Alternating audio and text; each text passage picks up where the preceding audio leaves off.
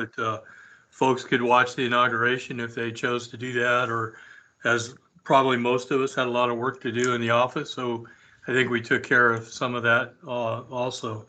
The one thing on the item yesterday that we didn't get to in the agenda was hot topics.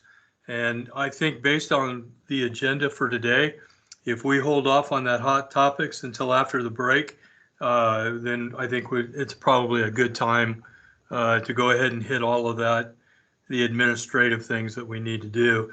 Does anybody have any concerns with doing that? None here. Great. Then the first thing on our agenda for today is the PPG and the omnibus review. Who's on board for that? That's me. This is Sergeant Baker, Mr. Ori. Got it. It's over to you, sir. Okay, so I got it pulled up over here on my side. I'm going to talk to it for about 20 minutes because, of course, that's all I've got. And I'm just going to really talk about some of the highlights that are going to be talked about in the new draft of the PPG Omnibus, specifically and how it relates to the ASL. Right now, currently, the draft of the PPG Omnibus is sitting with Mr. Offhouse because, as related to, of course, the one topic that we have, him and his office have some changes that they want to make. So I'm going to do now is I'm going to go ahead and share the screen.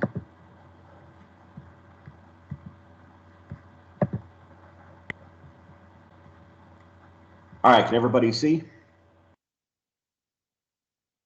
Yes. Excellent. Okay, hey Tom, can you make it just a little bit larger? I'm concerned about Mr. Ori not being able to see it, since he's old and stuff. Yeah, my eyes are good. I'm just old. Well, my eyes are terrible. I'm sure I'll be joining you one day myself. I'm not saying I'm looking forward to that, but can everybody see that all right? Yes. Yep. Excellent. So, in stark contrast of the 2017 PPG, one of the first things I wanted to talk about was the EQ-ILD process. Here in this new draft, we actually made it clear and made it into a true EQ-ILD process, which is what it was supposed to be all along. And that is the exceptional qualification in lieu of degree.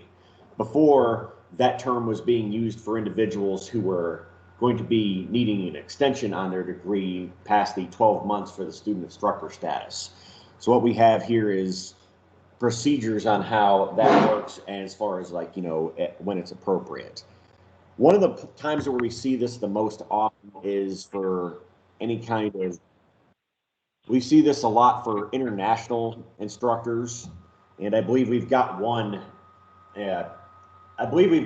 civilian instructor who has got exceptional qualifications. He has a lot of civilian experience, so they're counting that aside from the degree. I believe he owns his own trucking company. Is that right, Sergeant Lillo? Yes, if not now, he did. He's super qualified. He's out at Shepherd. So that's one case. And of course, we've got the international instructors that teach at the Senior Non-Commissioned Officer Academy. They're generally vetted through their own host nation before they come here, so that's where we use that. But this actually talks about that process, and it doesn't use the same term with the extensions, which is actually covered a little bit later down the road. Did somebody have a question?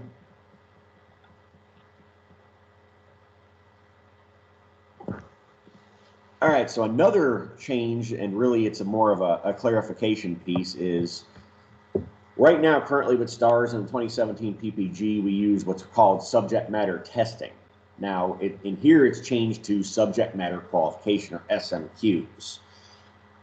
One of the examples, and one that's very close to home to us, is Airman Leadership School, ALS. So, since they've moved to more of a rubric-based testing and evaluation tool, they don't have a test. So we can't say, hey, in order to be an instructor, in addition to your evaluation, you need to get a 90% on this test. Or what test? So they're using this and subject matter qualification, so they must score a minimum of 90% on the exam or satisfactory rating on the performance evaluation for each course assigned. So that's more of a clarification piece, especially for those courses that don't use a multiple choice test in order to evaluate their students and their instructors. So that right there is an area that's been changed to evolve with the times. Move down a little bit right here. Moving to 2.8.23.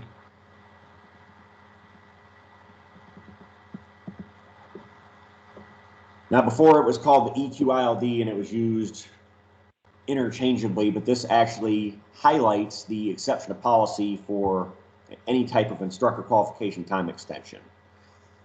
This talks about the process in order to get that. So if they're overdue for internship requirements, if they're overdue for a degree, this talks about the process in order to route that and make sure that that gets taken care of. Because right now we're still operating under, of course, the COVID-19 guidance, but this is for something that's a little bit more permanent in nature. If once we get out of the COVID requirements, if somebody needs to get an extension on a degree, this talks about how to go ahead and request that.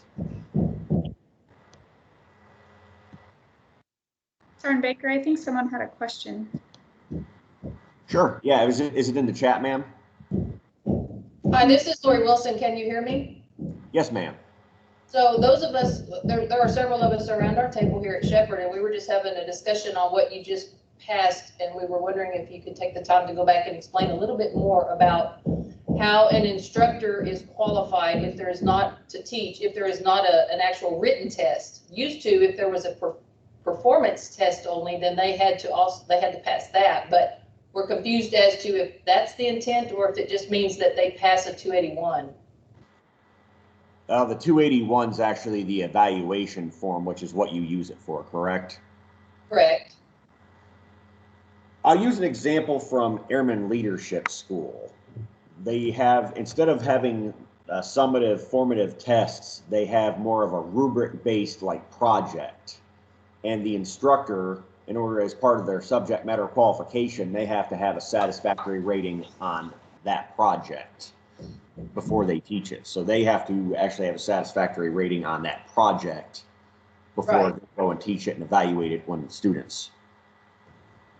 Can you scroll back to that section of the PPG that we were looking at earlier? Sure. That would be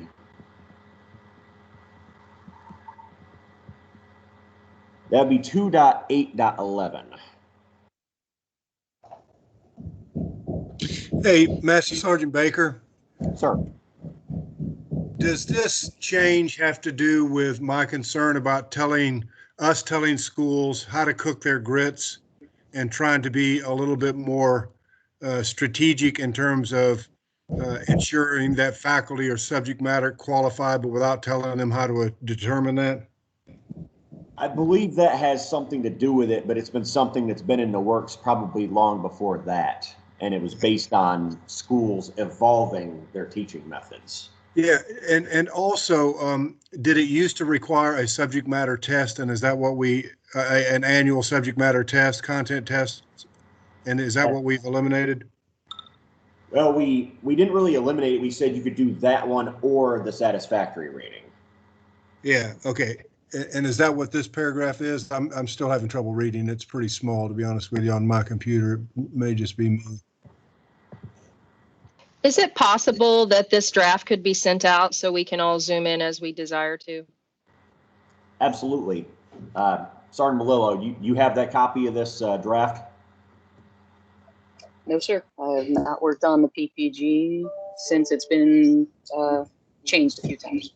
Okay. Lori, was that you and your team that had the question on this? Yes, sir. And I think if you look at the very last sentence on page 23, it says instructors must score a minimum of 90% on the exam or satisfactory rating on the performance evaluation for each course assigned. Used to, you had to have both. You had to have some kind of a subject matter qualification and you had to have an eval, which proves two different things. One, you know your subject matter, and the other, you know how to impart that knowledge to someone else. This reads you can do one or the other. Is that correct? Yeah. Well, so Sergeant Baker, we may have to, this is a great discussion because what we're required by our accrediting agency is to ensure that our instructors maintain currency on the content of the course. And so what I was encouraging our team to do, Lori, was to make that as a top level requirement without telling a particular school on how to determine that.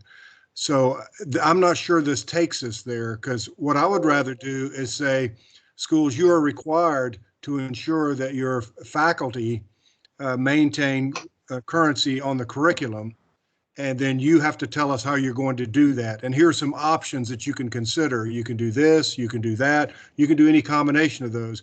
But what I didn't want to do was get so far down in the weeds and tell people, what to do and how best to do that particular school, because there could be differences from school to school about how best to do that. And am I making sense at all on that?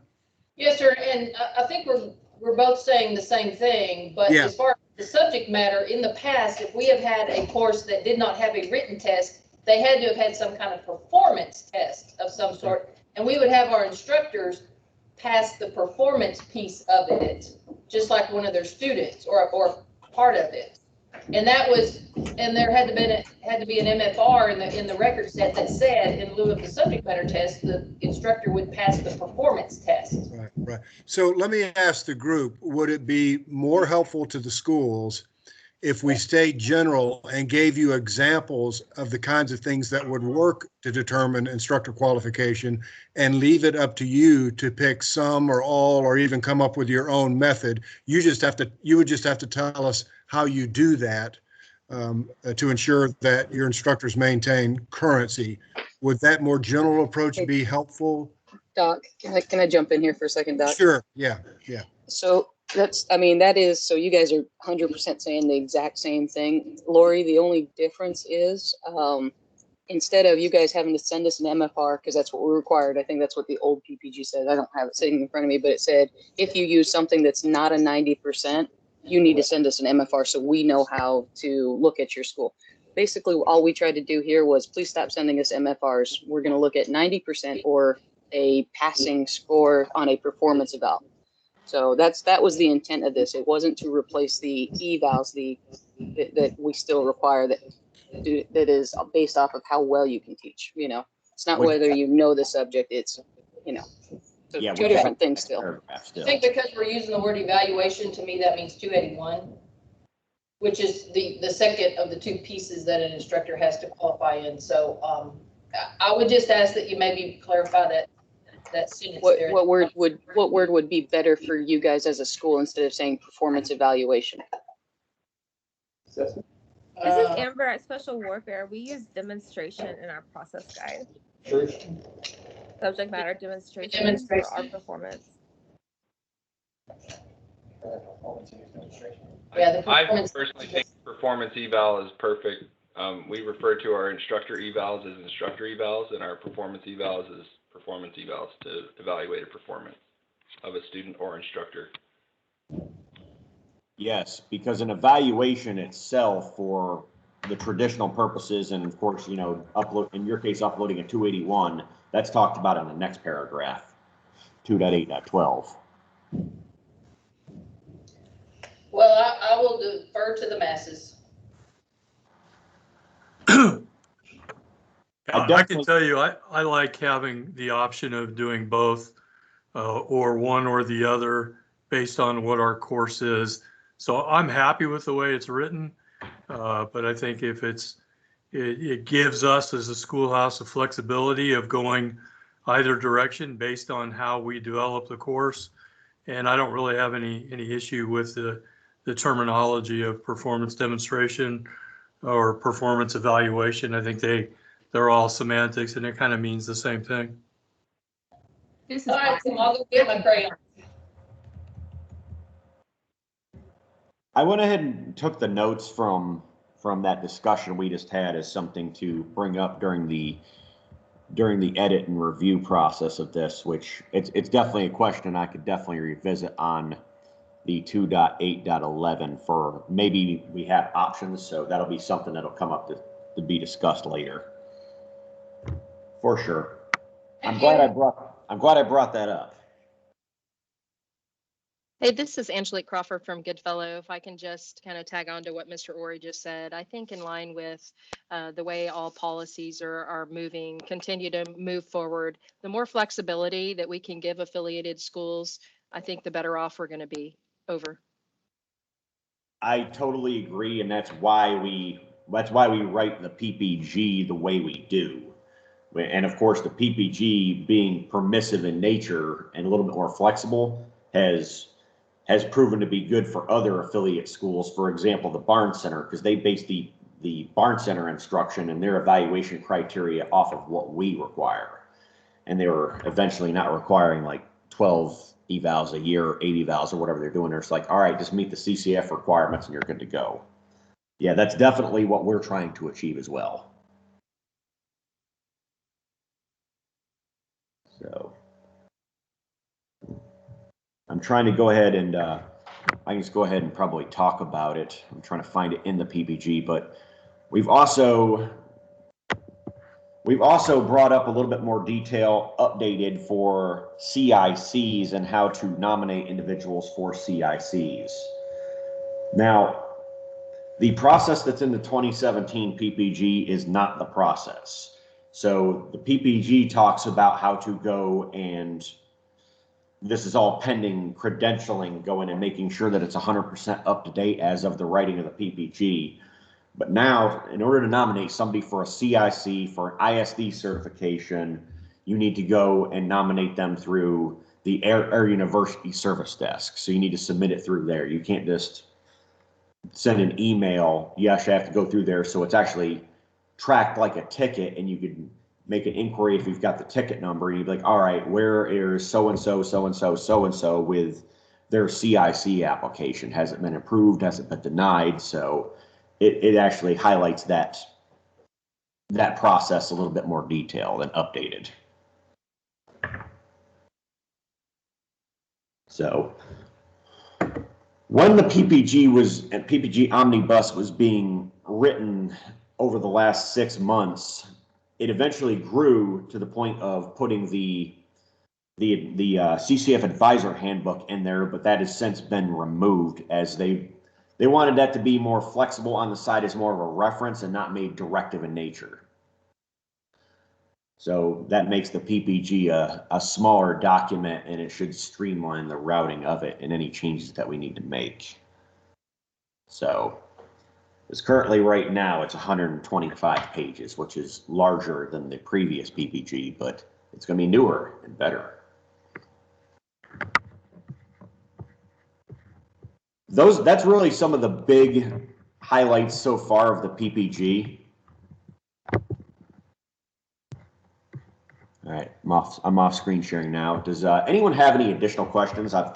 I went ahead and took a note on that. Thank you very much for 2.8.1 as far as our SMQs, because that's a process we definitely made better because we wanted to make sure that the affiliate schools and affiliate school liaisons had that flexibility. So does anyone have any questions about anything I talked about? The draft PPG will be sent out. I just made sure that Summer got that, so she'll go ahead and make sure that that gets included in the document share that everybody has. Been sent out. Yes. Just remember, it is still in draft status, so it's not the gospel. Things could change, because right now it has to go through a couple offices, as well as going in front of the dean and commandant, as well as getting edited through, hopefully, Air University Press. This is Angelique Crawford from Goodfellow. If we could go back and talk just briefly, or really just a overarching question about the EQILD. So one of our schools actually asked about the utility of the EQILD paragraph in the PPG bumped up against the memo that came out in February 2018 regarding the time extension for faculty. So just want to verify that that policy, that memo that came out on the 12th of February 2018 is no longer active. Over.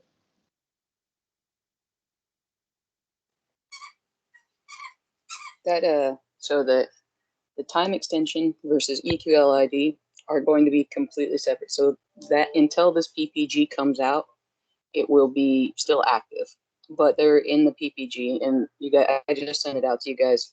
you'll see that time extension has a completely separate than EQILD, because the original intent was never for the EQILD to be a time extension. So that has been completely rewritten, basically. And Thank you, ma'am. I appreciate the clarification because, again, in listening in the conversation earlier, I assumed that was the case. I just wanted to double check that I understood correctly. And ma'am, the 2018 memorandum that you speak of, that's the one where it pretty much granted like a blanket extension if needed. That has definitely been superseded. Thank you. I remember that particular policy memorandum. Yes, that's been superseded.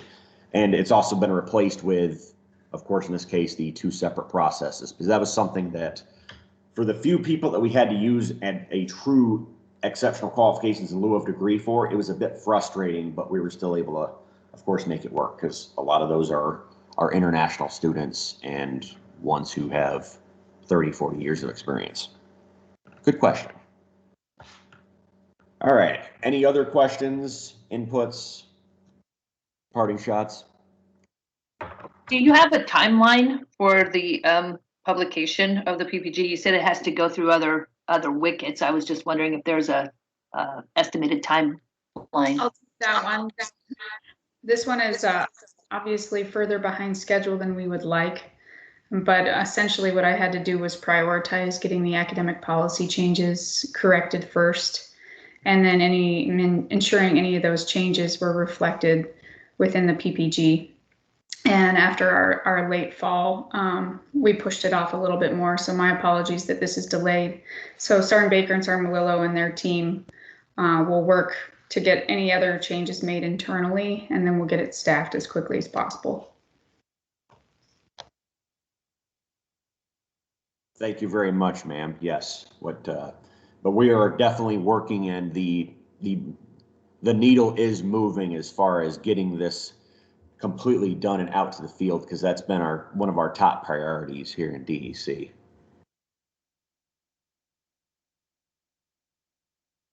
But since right now it's being routed to other offices that have a stake in the game, so credentialing, course director, that's good progress, and that means that we're right around the corner on this one. So, any other questions? Hey, look at that. Oh, darn, I went 1 minute over, so I apologize for that. All right, I will go ahead and turn it back over to Mr. Ori, and thanks so much. If you have any other questions, if you want to email me, thomas.baker.9, and I can go ahead and answer that. If you have any questions about, like, say, where it's at or anything else, I can go ahead and be the focal point for that. Thank you. All right, thanks, Mr. Baker. Now we'll move on to the next item on the agenda, which is the academic affairs update given by Mr. Geidner.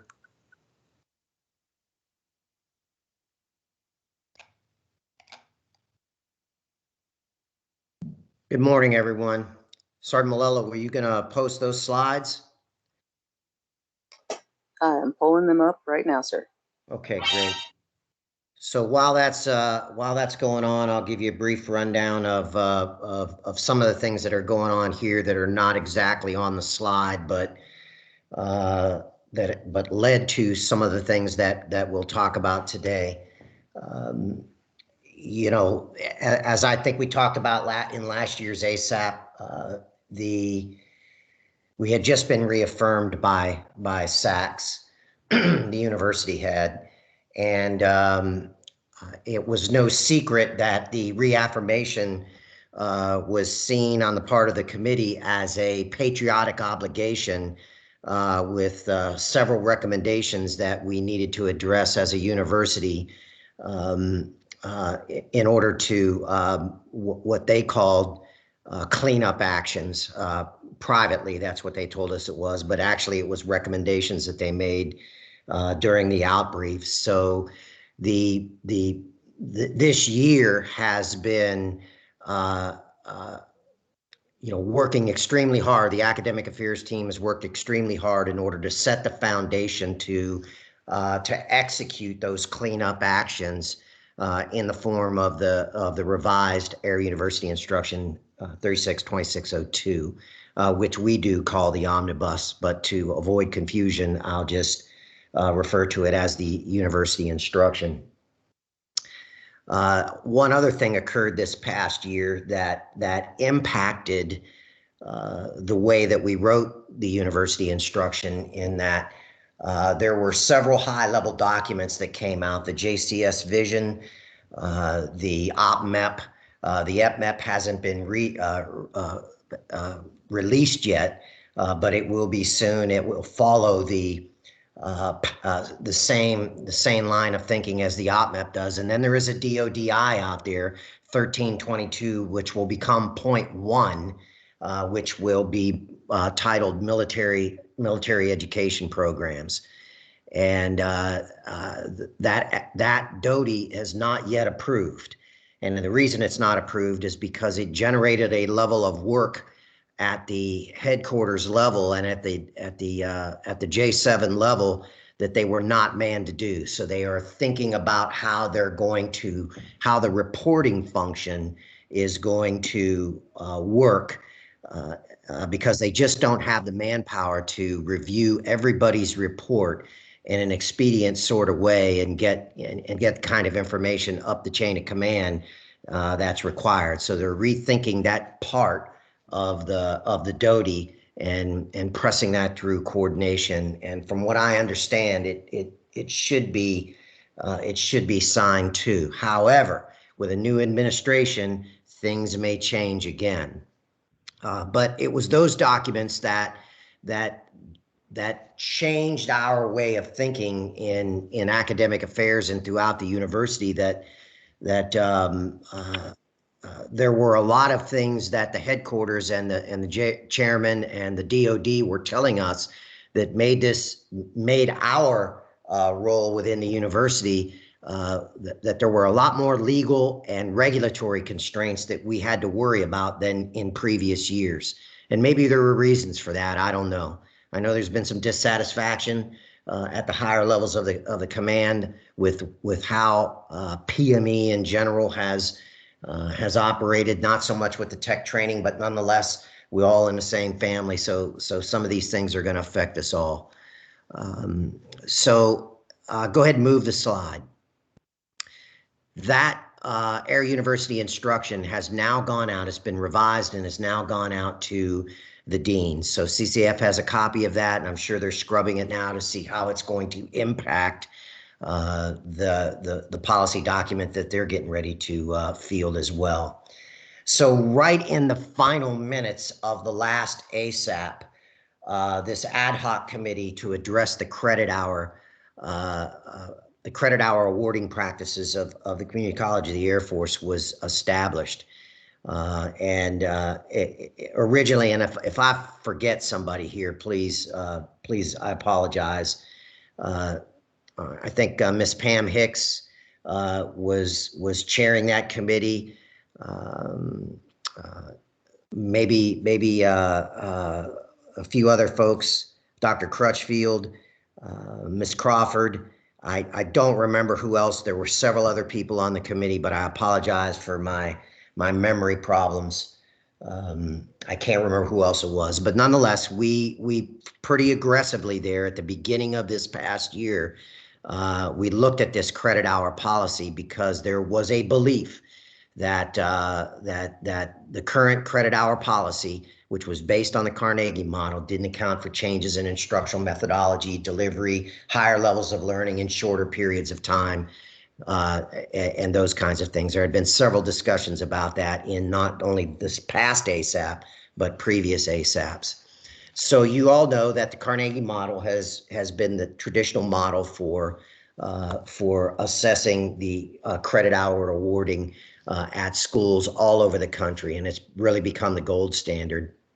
Some of the things that I learned this past year about that model is that really it was established to award as a model, a standardized model to award credit hour, but it had a lot to do with financial aid and a way to demonstrate accountability for the federal dollars that were flowing to schools or students to pay for their school. So we don't have that problem, and that will factor in on our solution here in just a little while. The ad hoc committee looked at a number of different schools that were, they were re-looking at the way they applied the Carnegie model, not so much in the calculation, but in the way that they categorized learning experiences. And so we looked at that as a team. Dr. Crutchfield did a lot of calculations on some of her courses to show how the math might work if we changed our definition of what direct instruction is and what kinds of things that we would include under direct instruction. And that all worked out very well, but it was very complicated, but it was informative for us. As I started to, us as a team, as an ad hoc team, because we began to understand the complexity of how different schools might look at their instruction and how it might affect credit hours or the award of credit hours or the credit hour value of each course. So as I started to share some of what we were talking about with our team, they immediately got hung up on the word lab.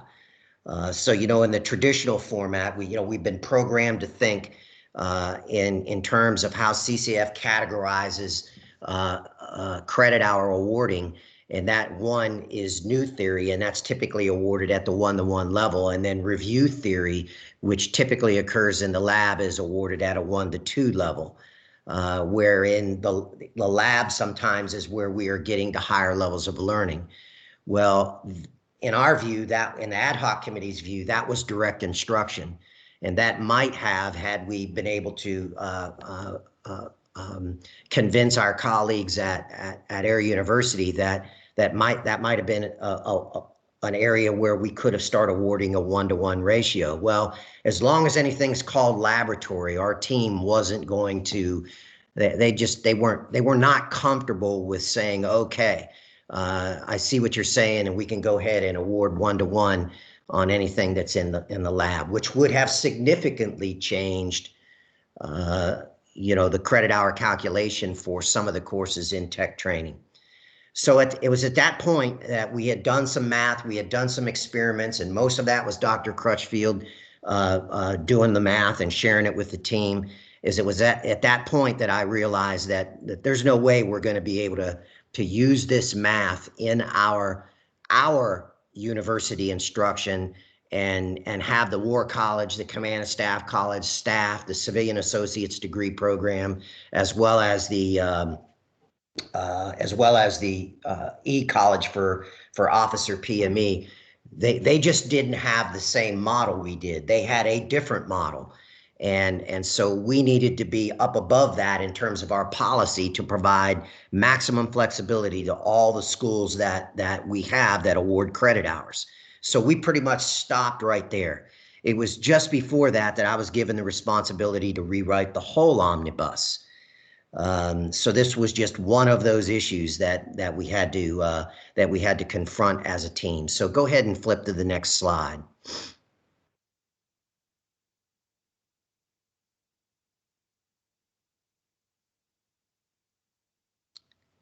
So here's how we revised our institutional credit hour policy.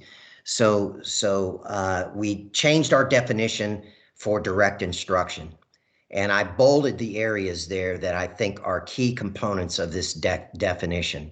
So instructional approaches that are designed, developed, delivered, and assessed by qualified faculty, or the presentation of academic content to students by faculty, such as lecture or demonstration.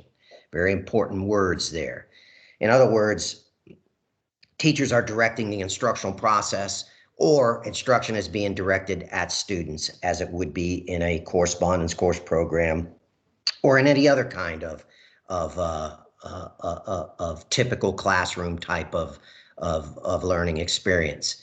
So as we expand that definition of direct faculty instruction, it now includes, in red there, something called supervised instructional experiences in an online, hybrid, or face-to-face environment, One contact hour, 50 to 60 minutes, scheduled direct faculty instruction 1-to-1, along with a minimum of 2 hours of personal study time and preparation time.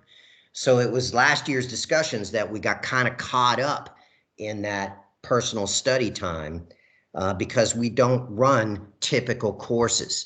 We don't meet for 1 or 2 or 3 hours a week and then assign students 2 to 3 hours of study time per contact hour in the course. We typically meet 30 to 35, sometimes even 40 hours a week, and then we give the students additional work to do while they're at the school. It's a shorter, more compact educational model across tech training and across enlisted PME and most of the courses that enlisted people attend. So that's going to require some modification of our policy, as we'll see here in just a minute, because there's just no way, as we learned in the ad hoc group, that if we have students attending a course at 35 hours a week, that we can assign 1 to 2 study hours or personal work for them to do for every contact hour they're in a 35-hour course. As Dr. Crutchfield pointed out over and over last year, there is just not enough time in the week to do that. So let's go on to the next slide, because there's an opportunity for questions here in just a minute. So the rest of this is you have direct instruction at 1-to-1, experience-based learning activities, which include unsupervised labs, war games, simulations, field experiences, those types of things. That's going to stay at the 1-to-2, and then direct research projects at 1-to-3. I don't think we have many of those in our tech training, but we do at the higher levels, and we had to account for that here within the university. So our way ahead is that we will adjust Air University policy to account for variances of military education and training. In other words, higher contact hours, less PSPT due to the length of academic days and shorter classes. And then we will work with CCAF and volunteers to refine the process and the math associated with credit hours, which we can do according to SAC's policy, as long as we show our work, as long as we show how we're doing it. And we've had success with this over the last year, as CCAF has worked very, very hard showing the math and the logic for some of these changes that they've made, and they've been able to get approval for these policies and these changes, through our academics up in academic affairs. So with that, I'll open it up for any kinds of questions before moving on. This is Violet Brantley. I just wanted to clarify, because we do a lot of student-centered learning, and I wanted to clarify, when you said direct instruction, does that include guided instruction? Because a lot of our instructors in our courses, what we do now is we do the student center, and we try to guide them through the process and try to basically put the learning back on them. So I just wanted to clarify that when you say direct instruction, that does include guided instruction as contact hours. Thank you for the question, and that's a great question. So let's go back to the definition of direct instruction on the previous slide. So let's just take your question, and can we go back one slide?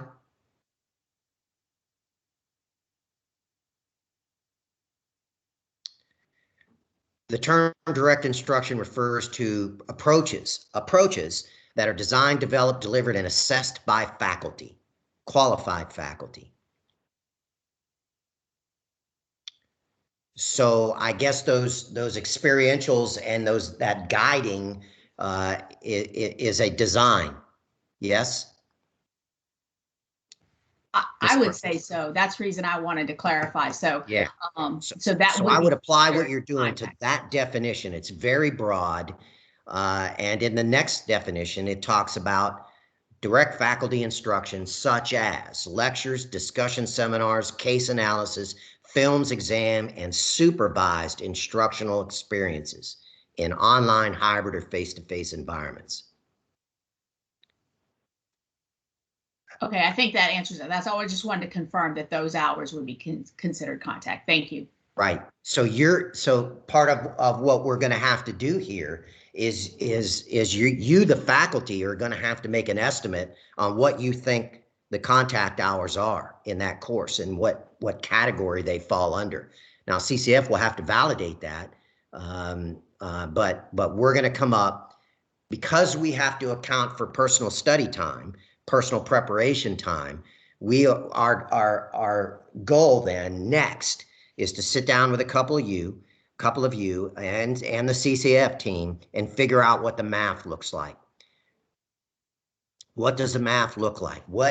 If we have 35 hours of instruction, direct faculty instruction in a week, and say maybe 10 hours of personal study time, what is the math that helps us to equate that to a credit hour value?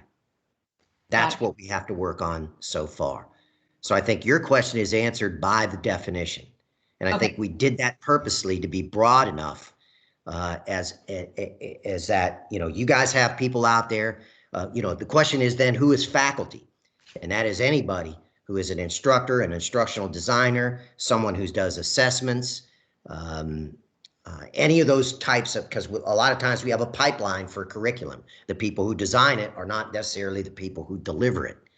But they are all part of the instructional process.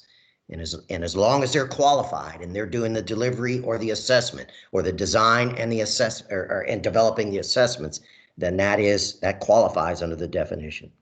Okay, and that's what I want clarity, because for the most part, most of our courses, I guess the key is going to be we need to clarify in our instructional guidance when we submit those plans of instruction exactly what's going on there, because for the most part, our instructors are interacting with the students in the hours that are listed in the POI. I only have one course here at Keesler, which is our air traffic control, where they have mandatory study hours back in the dorms due to the curriculum and the high washout rate we got. Right now, we do not account for those study hours outside the classroom when the students are on their own to study. We do not count that as part of our hours. But I think from what I'm gathering, you're saying that the student research time can count toward credit hours when they're on their own reviewing and studying and practicing, correct? I think that's what we're accounting for, is we're saying that we typically didn't account for that. And I think that because we run a different kind of model, I don't know anybody who goes to tech school and doesn't study.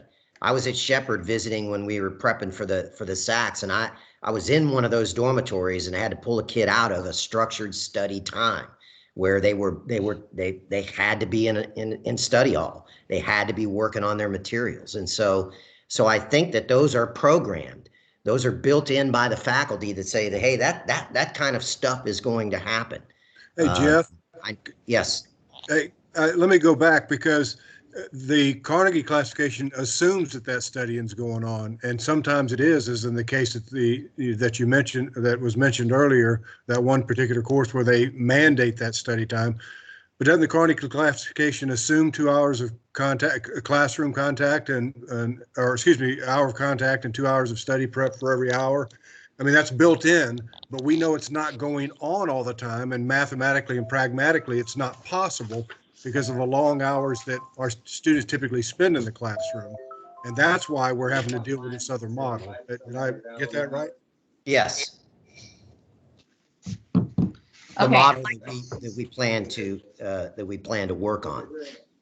And so, Jeff, I think our problem was that we assumed that studying was going on, and the model assumes the study is going on. But when you just did the math with the number of hours of people in the classroom, we knew it was virtually impossible for them to actually doing that kind of study. There wasn't enough hours in the day. Right. Was there a need to? So that's the difference that Jeff is talking about, is that military education is built very differently. In civilian education, obviously, we don't send people to school for a single program 5 days a week, 6 hours days in the classroom plus at least. So it's a very different model, and the typical model that universities use really doesn't align well with what we're doing. So what Jeff and the team is trying to do is figure out what is a better way to do it. The other thing is the traditional way that lab is viewed really doesn't account for the very powerful learning that we know goes on in tech training. That's very much involving the instructor. It's just not somebody going to a room and looking at a test tube for an hour and then they're off on their way or manipulating something else. It's very interactive. And so we know it's a very powerful, more experiential, more hands-on and includes involvement of the instructor. So we don't think that our traditional notions of lab contact hours accurately described it either. Over.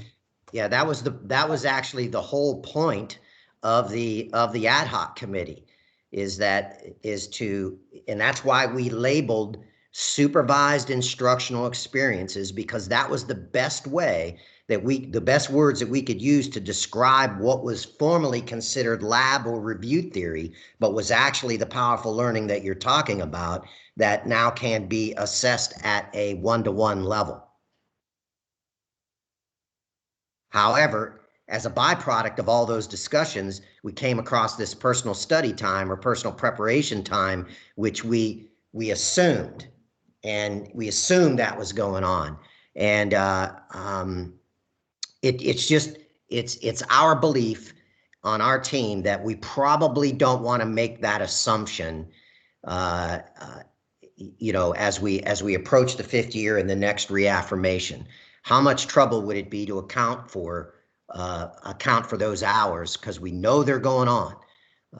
In some cases they are scheduled or they're mandatory, but other cases I can't imagine that students are not having to do reading assignments at night or to get ready for class the next day, or studying what they learned in order to capture or actually to learn what they, reinforce what they learned on that given day.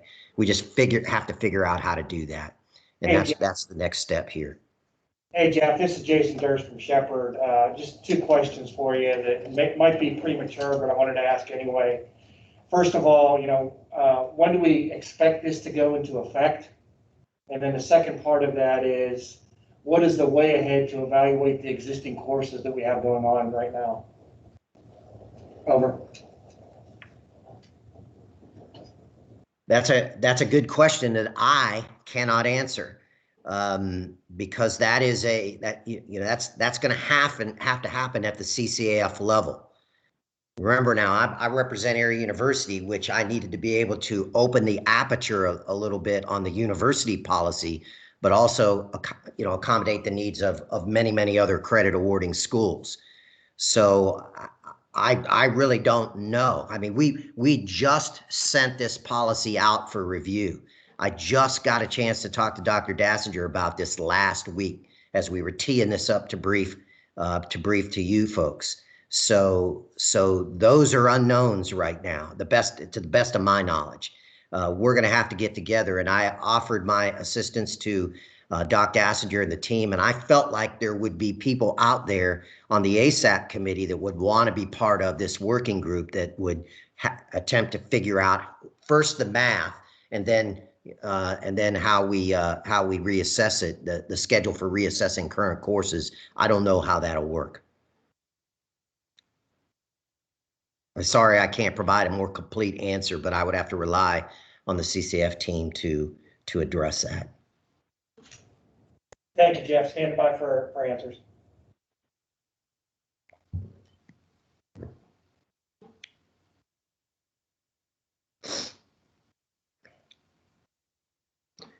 I'm taking that silence as you're either. Is there anybody that's happy about this? I mean, did from an ad hoc committee, this is where the ad hoc committee work led. And so as an out brief, I guess I was looking for more feedback, but that's okay. I'm taking that you guys agree. Your silence is agreement. So.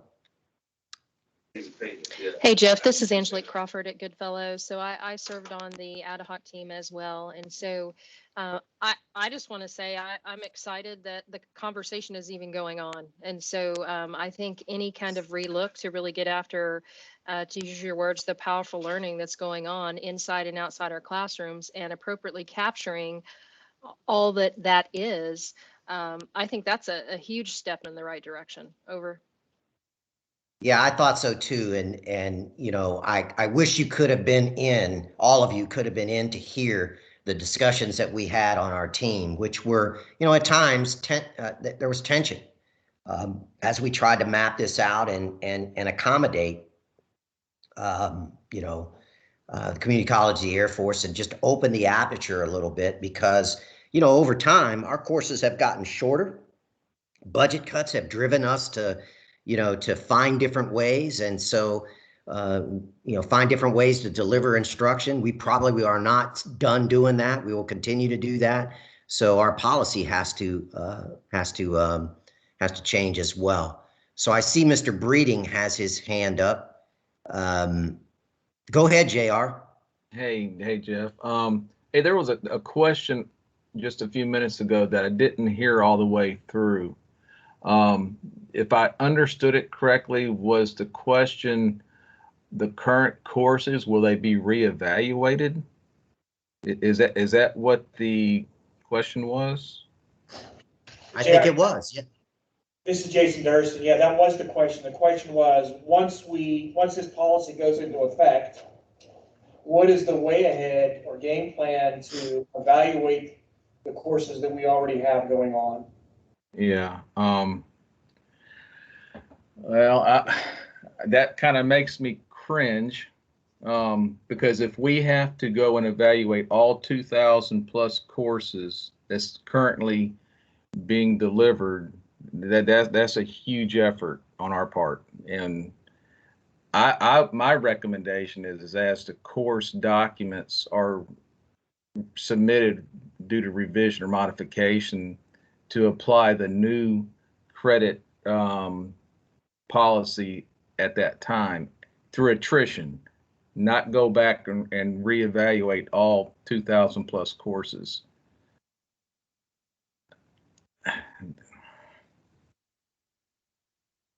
Again, I think that's going to be up to you guys on how you move forward on that.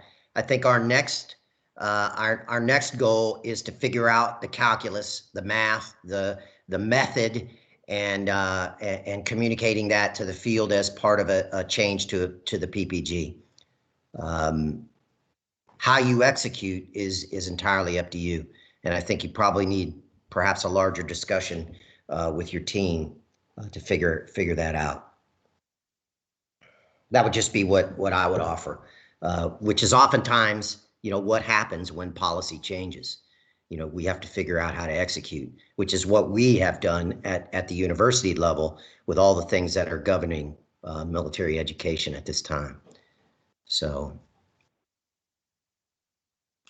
any other questions on this particular issue? Hey, Jeff, this is Tim. Do you think that we need to do another ad hoc meeting or a team to move forward from where you are now? Is the existing team going to continue to do this, or now is it really just in CCAF's hands to kind of figure out the direction that they want to go based on the potential policy change? I don't know that question is mine to answer. I think that probably that's a discussion between you and the CCF leadership. Yeah, I was looking for a recommendation on what you think, not necessarily a policy mandate, but what would you think would be the right direction for us to move forward? I had already agreed with Dr. Dassinger to work with them to come up on the math. I suspected that as he and I talked about it, that there would be volunteers from the ad hoc or from the ASAP crew that would want to be part of that. I would hope that we would work with the schools in a collective effort. Now, whatever construct that is, if that's ad hoc, that's fine. If that's just a CCF working group, that's fine as well. Either way, I think the work is more important than whatever we call it. So that's my recommendation, is that we. Hey, Tim, here's what I would suggest, is that if the ASAP generally is comfortable conceptually with the things that Jeff has talked about, enough that we can move forward and not have to come back to the ASAP, because our next step is this would have to be formulated, go through the policy council and to the AU subcommittee. And if we can do that in short order, we can tie this up this spring. because following this is going to be a policy council. Following this in the spring will be an AUBOV subcommittee, which we are mandated to go through on policy matters such as this. So if my suggestion is if the group is conceptually comfortable now, let loose the hounds. Let Jeff and work with us at CCAF, take these concepts and refine them into a workable policy and move that forward through the corporate process so we can march out smartly. That'd be my recommendation. And if we're not comfortable conceptually, maybe we need to beat this dead horse a little bit longer.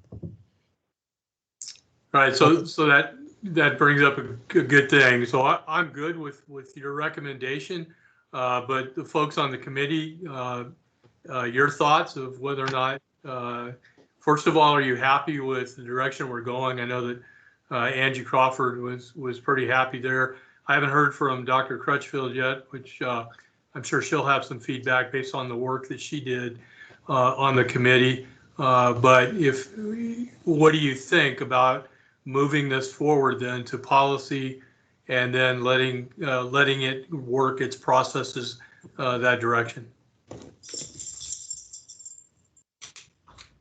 Hey, Tim, this is Jason. I was also on the committee, and conceptually, you know, I'm okay with the way forward. But again, concerns with the execution piece. I want to make sure that we are included in that. You know, as JR mentioned, we have over 600 courses. To reevaluate all those is crazy. Al? Yeah, Jason, I think you're right. And I think JR brought up a good point. A lot of times when we make major changes in curriculum or we make different changes in our courses, usually that occurs at the next draft or the next revision. To me, that seems like a logical direction to go because our courses are in flux normally anyway. And I can tell you with the current Second Air Force Commander pushing different methodologies as modularized training and some other things that I anticipate we have several courses that are going to go under some sort of revision over the next year or so, even ones that we have just revised. So I kind of think that's the direction that we should go based on what JR recommended. Hey, you know, the other thing is that nothing stops us from reaching out. I agree on the execution piece. This is something that we should be executed, Jeff, I think, in the normal course of course review that occurs anyway. I don't anticipate that as a function of this, there's going to be some loss of credit hours. In fact, I would expect that credit hours generally would go up for most courses. Worst case, no change perhaps, but we don't know that until we go to the course review. So yeah, I don't think we pull down every single course, the thousands of courses that we have, and immediately reevaluate them. I think we establish the new policy, and then as a part of the normal course review process, execute the policy in that format. So I think what I'm looking for is a recommendation that I would recommend that the ASAP approve conceptually what Jeff has brought forward us to do, to then codify that into a policy that will be executed as a part of the normal course review process across the CCF affiliated network of courses, as determined by the school. And if Jeff, if that makes sense to you, I don't know how we can do it otherwise. Otherwise it would overwhelm. CCF wouldn't be able to handle that anyway. We wouldn't be able to handle that kind of churn. We'd get overwhelmed. Over. I also know that there are a couple of people that we always tap into on the ASAP that would be willing to serve as consultants to us. If we had a question, we could reach out to a couple of those folks, you know, perhaps people like Julie that were on the ad hoc group anyway, that if we had a question or we wanted to float something by them, we could do that during this process. Over. And just to clarify that, Dr. Crutchfield just sent me an email that said that she doesn't understand why people can't hear her. She's trying to voice in, but she is good with the way forward and is standing by to assist in any way as needed. Yeah, Julie's one of those folks that always raises her paw, and we appreciate that, Julie. I wondered why she hadn't said anything. I think what we do is we have her on mute intentionally just to stop that. That's not true, Julie. I don't know what's going on there. Maybe somebody smarter than me can figure that out. Okay, if the rest of this briefing is just about the CIS. Did we So- get, I'm sorry, did we get I'm sorry. did we get a decision on that, Tim, or do you want to come back to that later, or how do you want to manage that as the chair? Yeah, so I guess I'm still waiting to see, is there any more discussion other than what Jason has put forth on the direction that we're going to go? Any other discussion on that?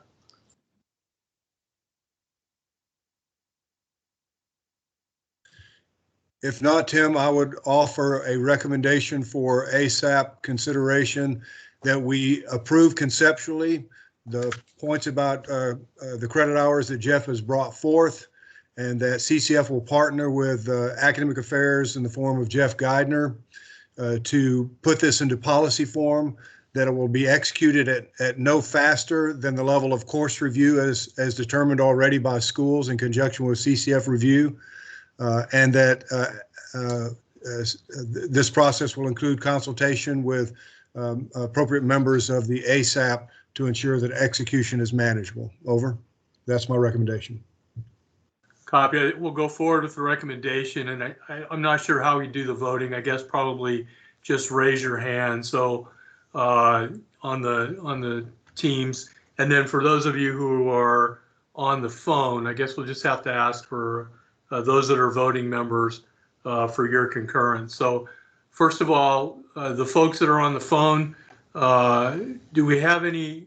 We're going to assume it's a yay unless you have a negative. Is there anyone who has a negative to moving forward with this recommendation?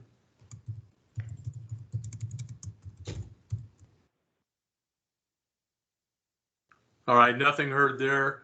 Now for the folks that are on for online, if you agree to go this direction, please use the hand to vote, those of you who are voting members.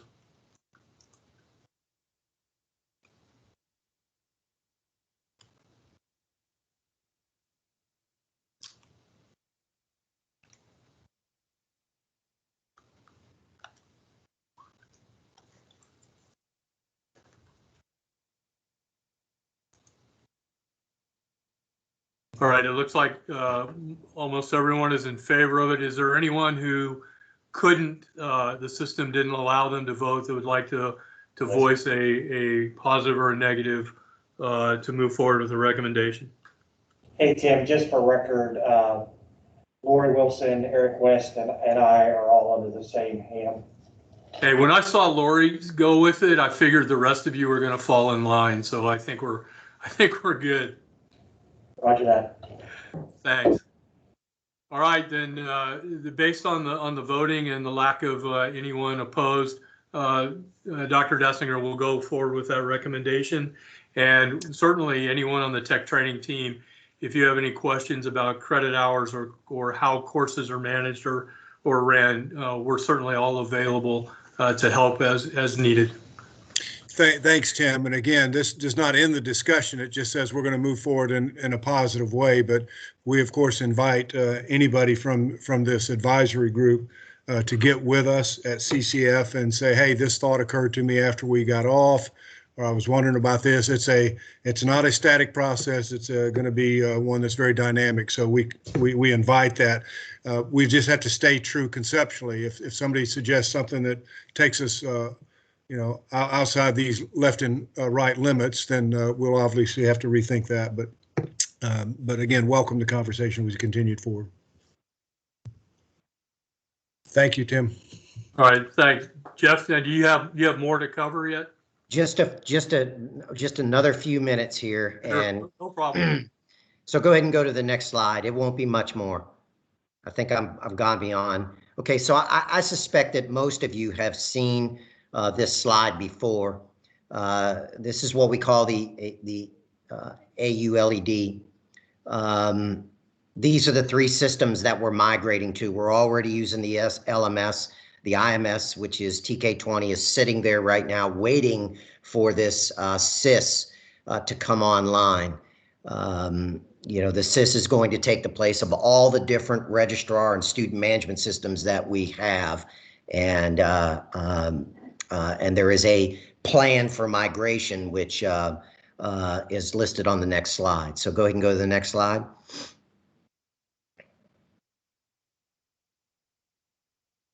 So these were the phases of the plan. So if you look down the right-hand side of the slide there, you'll see the different kinds of business processes that are going to be accounted for in the SIS. Phase 1 and 2 are already done. We are in phase 3, which we are starting to migrate schools and programs into the SIS.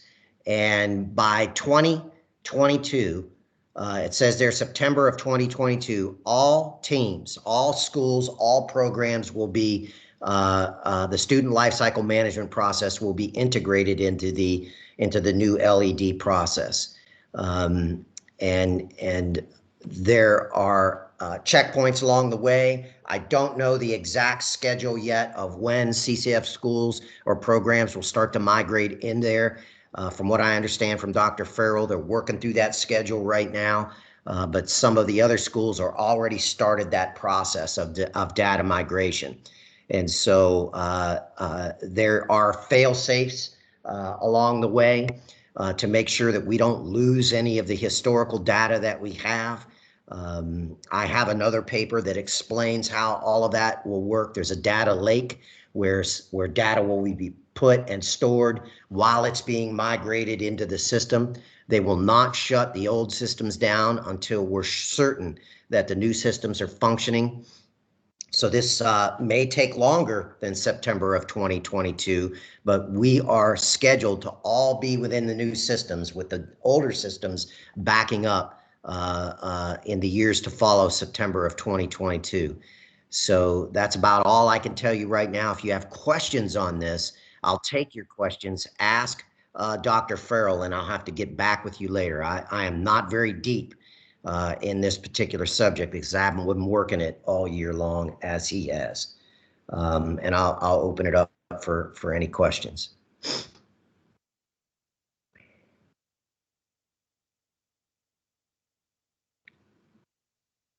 So Miss Crawford, you got your hand up. Does that mean you have a question?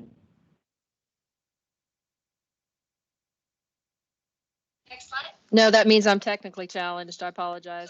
Okay, and then according to the thing here, I've got 34 other people with their hands up. Since I can't see who you are, I can't call you out. So if you, I think the hands up might be for the last is that the vote. voting? So if you go back and hit on your hand again, it'll erase those. Okay.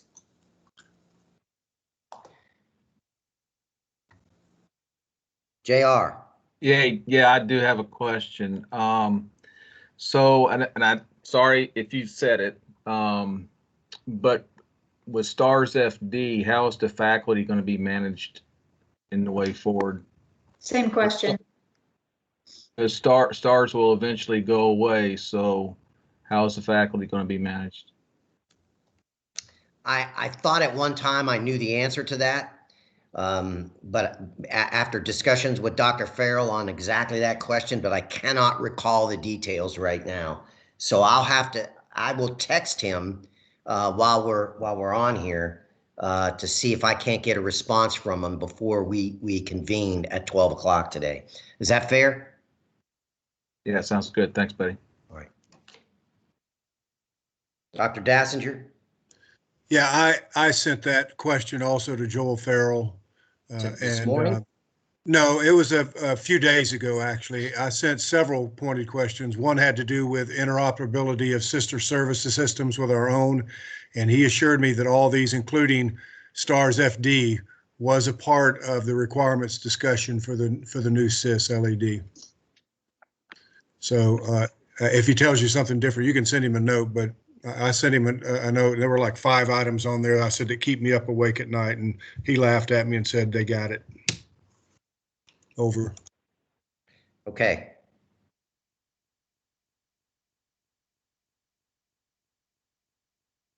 I don't have anything else. So if there's no further questions, over to you, Mr. Ori. All right, thanks, Jeff. Does anybody else have any questions for Mr. Geithner while he's online? If not, go ahead. I just wanted to publicly thank Jeff for all of the assistance, especially this past year. We had some major muscle movements that may never have made it through the AU pipeline without your assistance to push. So thanks so much. I know that every day you're advocating for us at CCAF and all of Barnes Center, and we notice and appreciate it. Thank you. Well, thank you, Colonel Pursuto. It's actually a pleasure to do the blocking for you. I don't ever have to tackle you guys, but there's guys that I have to tackle around the circle sometimes. But you know, historically we've been neglected on the enlisted side, and there's a lot of reasons for that. But you know, I take pleasure in making sure that these folks around here understand and always remember that we exist, and that we need service just like everybody else and attention just like everybody else. And in reality, we came first before the AU folks even got involved in the accreditation program. So yes, yeah, we do truly appreciate everything you're doing, certainly from an ASAP committee, and your valuable input over the last couple of years for our meetings has been outstanding. Well, I appreciate that. Thank you. We'll just continue grinding and until we get there. Right. So one other thing, Tim, that I might suggest, and I may should do this offline.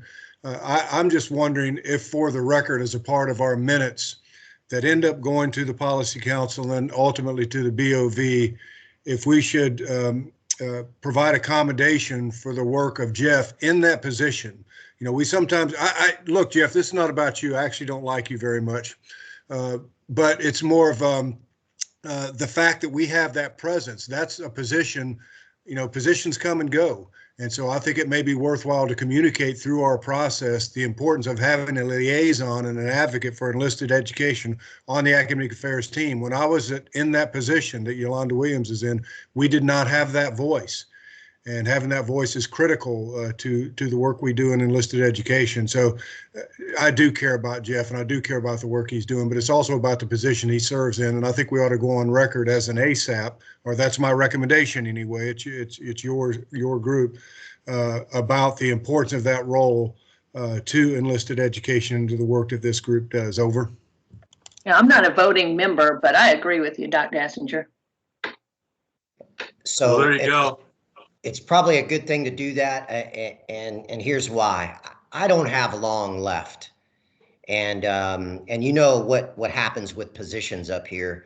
They could decide, well, we want to do something different, and they do something different with a position, and then we lose that advocacy.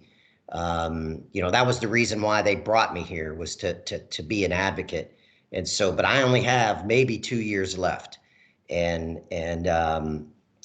you know, so the next person who comes, you know, should have a solid understanding of enlisted education, of community college of the Air Force, civilian associates. They should come from somewhere in that, you know, within that institution, in order to be, you know, have the knowledge to be able to talk to these folks up there about the stuff that matters. So it might be a good idea to start pressing that hand now, so that they don't forget. Or they don't decide to do something else with a position. That makes perfect sense.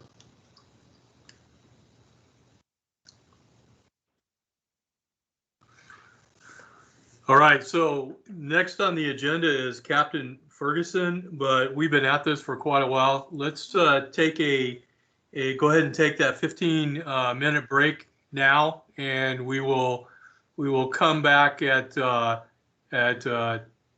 let's just make it 9:40. We'll be back at 9:40 to continue on with Captain Ferguson and then the rest of the agenda.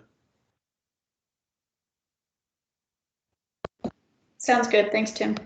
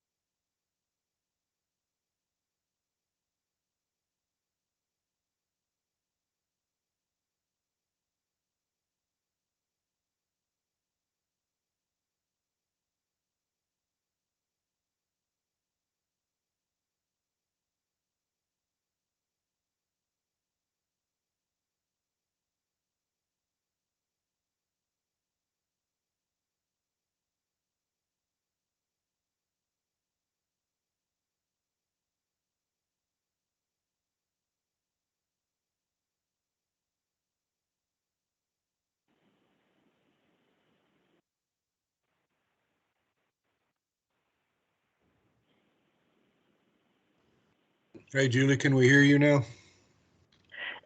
Can you? No, I can't hear. I still can't hear you. Really? No, really. Hello? I really can't. Yeah, I got you. No, I'm just messing with her. I was going to say, you're responding as I'm talking, so I'm guessing that you really are hearing me. I can't be serious all the time. I think Colonel Pursuto would appreciate if I were serious just some of the time. Welcome I was to going to say, where's the fun in that? Yeah. What'd you say, Colonel Pursuto? I said, welcome to my world. Oh, yeah. That's terrible. I don't know why she keeps me around. For my entertainment and pleasure. All right. Well, it's good to know I have my voice back, but I'm going to go ahead and mute.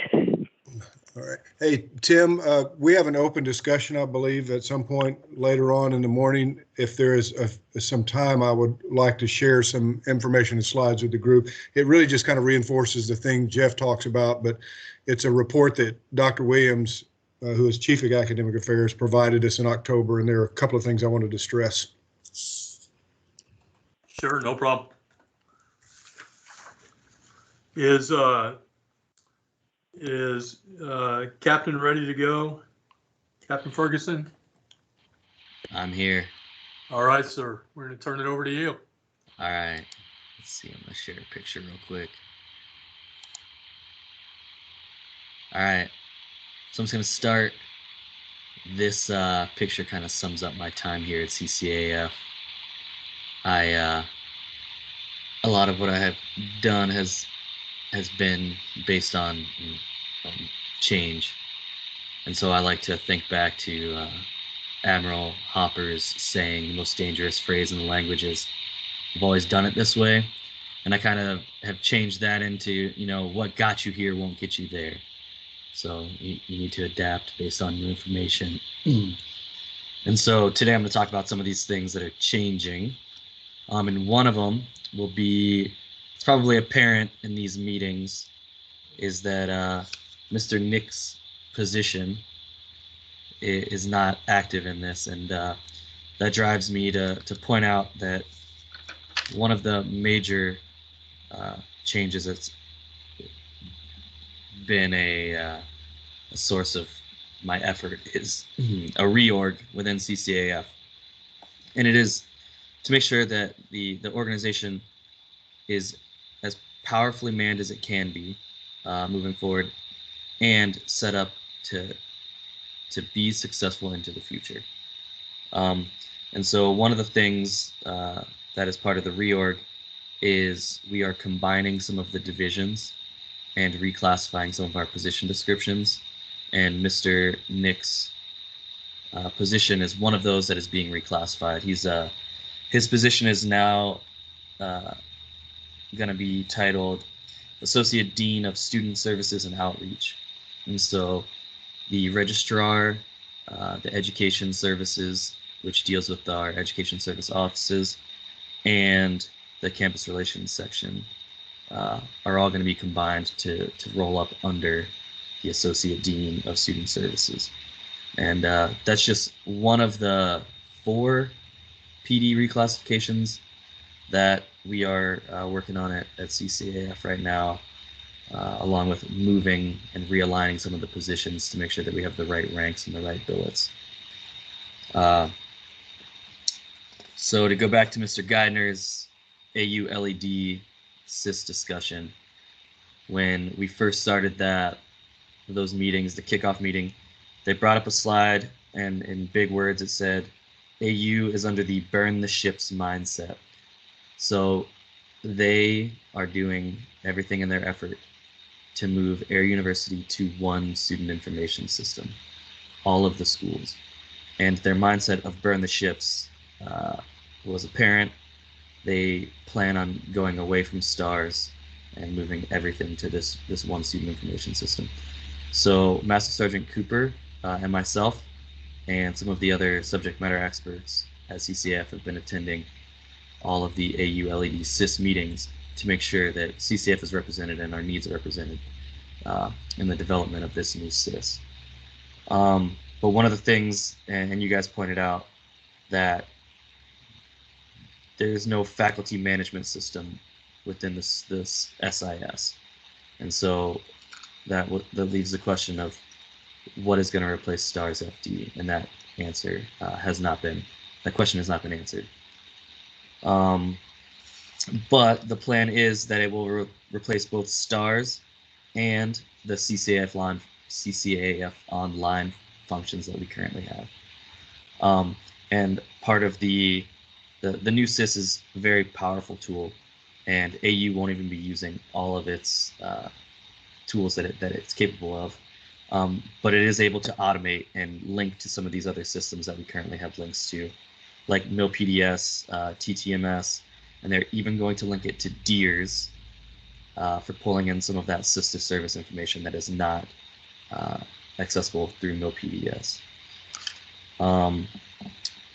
So one of the other big technical advances that AU is incorporating is a AU service desk ticket system, and it is a knowledge base ticket system. So the first priority in this ticket system is to help the user help themselves. So there's going to be this large database of knowledge, and the people can go in there and they can search, and if they can't find the answer, then they can submit a ticket into the ticket system. So again, Master Sergeant Cooper has been working with the AUA6 team for determining what CCAF functions that we currently have should and could migrate to this new ticketing system. And that's weighing kind of the customer service versus a relationship function, and seeing what should be a ticket system versus an order box, which we currently use. So the service desk is another big IT push that's coming from Air University. The last big IT push that we're trying to move forward with is our transcript aggregation. So aggregation is broken down into both ingesting and egressing transcripts, so in and out of our system. So the current CCAF system is very antiquated. It's no longer supported by the company that puts that transcript system out. They have moved on to a new system, and they have basically cut ties with this old system. Additionally, the server that system resides on is no longer supported on Nipper. I think it's a Windows 95 server, and it is not authorized to be on AppNet. And so we have been getting exceptions to keep it going, but there's any time that server will be pulled off the network, and we won't be able to access those records. So that's moving forward. That is going to be like the ingressing, bringing the student transcripts into our student information system. And so that ties back to the AULED SIS efforts. That the SIS will have some transcript capability. We're just not sure what that is yet. We haven't got to that module in the working groups. So the transcript aggregation working group has been on pause, except we are looking into how is there a more efficient way to send out transcripts. Currently, students requesting transcripts have to fill out a paper form or go through CCAF online to request a transcript. And then people down in our mailroom, they hand jam the information into the system. Then it prints the transcript. They then have to sort, put it in an envelope, and then mail out. And it's all human in the loop process. And so it's error prone, and there's most of our issues that we receive from students are based on transcript issues. So we're trying to figure out a more automated, removing the human in the loop system from that system. So I may add that accountability, we hope is a lot more there, where we can actually see what's going on and what's not going on. Over. Yes, sir. That's true. And so the that is one of the great things about the AU service desk system is it is a repository, and so people can go in and see how many open tickets there are, who's actioning tickets, how long. And so it's very data driven, and you're able to see the types of things and the types of service that you're providing. So that sums up all of the things that I wanted to bring up. Is there any questions?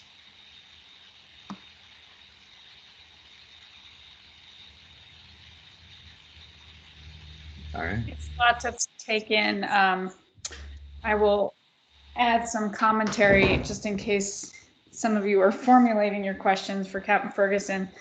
You know, this is a heavy lift as well as everything else that we're doing. And in terms of prioritization, you know, it falls within one of our 5 lines of efforts, which is modernizing IT. I would say that with the future of technology, not only is it an opportunity to improve our systems, but along with that technology becomes the cohort of which is using it, which are folks who are used to instantaneous real-time return. And so something that takes an enormous amount of bandwidth in our office is facilitating questions and concerns when that instantaneous return does not take place. So there's a disconnect between the student and current technology. Sometimes that results in professional inquiries. And so as you work with your schools, one thing I would encourage is that your instructors reiterate the usage of the chain of command. And even though I know that they have a right to go direct to their congressman, it actually elongates the process. And so it's helpful to us if they go to their education office or if they call us before they do that, because each one of those actions is a wet signature from a Marine commander. It's a big lift.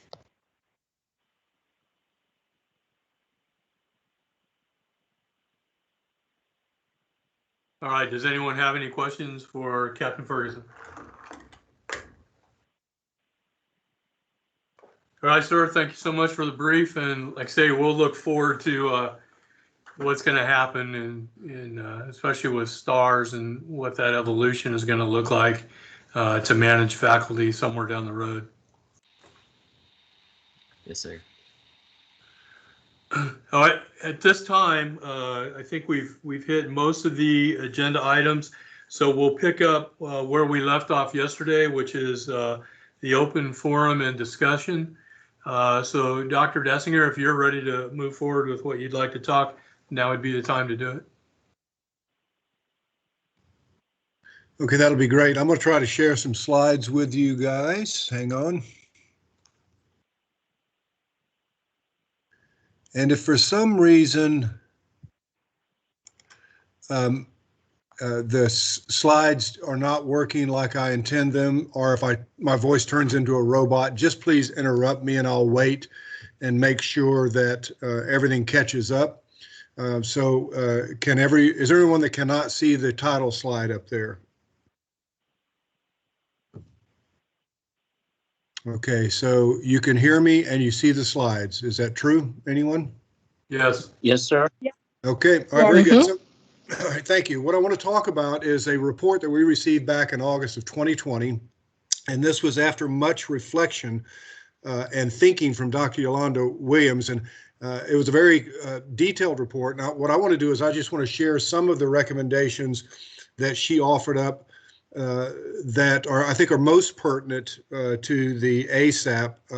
And you're going to see some themes here from what we've talked about yesterday and today, and again from Mr. Geidner as he was giving his report. And there may be a couple of places where you want to comment on that, and I invite that if you want to. One recommendation I did not include, and early in her thinking, she was wondering about the affiliated school system, and I'm not sure she fully understood the power of the affiliated school system. And she was wondering if we needed to do that. She's moved away from that recommendation or that thinking now. And I think she did so when she realized that by affiliation, all of the training schools out there, whether it's 2nd Air Force or some other place, by affiliated with CCAF, not only can their training or education programs receive academic credit, but it can be counted as institutional credit, as if the university were offering those courses. And that's critical anytime to a degree program. So she's moved away from that. You won't see that recommendation, although I'll have a comment in there that spilled out of that recommendation that I'll share with you. So that's the context for what you're about to see. So I'm sorry about the size. You should see a first slide now where it says recommendation 1, policies 1, 2, and 3 are the relevant ones. And when those references are to policy changes that we're making, and it has to do with how do we give credit for non-traditional sources of academic credit. And that's when it's not the traditional classroom setting. It may be prior learning before a person started a degree program. That happens quite frequently with the Guard and Reserve, but it could happen with anyone. And frankly, CCF is not positioned to award credit for prior learning, and that is learning that occurs before someone starts a degree program or prior work experience prior to starting a degree program. Just because we do not have the process in place, we do not have the expertise at the college in terms of every level of experience. So if we're going to go there, we would have to really count on the career fields to help us with that. I don't see that happening. Experiential learning, we've already talked about a little bit in our discussions, but the bottom line is that if you're going to award credit and it doesn't occur in the traditional classroom where you're doing seat time, Carnegie classification, that kind of stuff, then there are things that you have to consider. And so you see those things there that she's reminded us of. And those things basically are out of the accreditation guidelines or policies in one form or another. And you can see that. Take a look at that word competencies. You know, we talk about competencies today as if it's something new, but we've been doing competency-based education and force development for a long time. One of the things that the enlisted force was always good about was the Little Brown Book and identifying the competencies, particularly associated with rank, promotion, and positions. And so we've been doing that for a while, and that's not new. There may be a variation on how we might do that, but we have to be able to demonstrate. If you're going to use a competency-based approach, you have to demonstrate how those were accomplished. You have to have evidence for that. And so on and so forth. I have one highlighted in red there. Document how the learning was evaluated on the basis on which such credit was awarded. And so we would have to partner with you on that.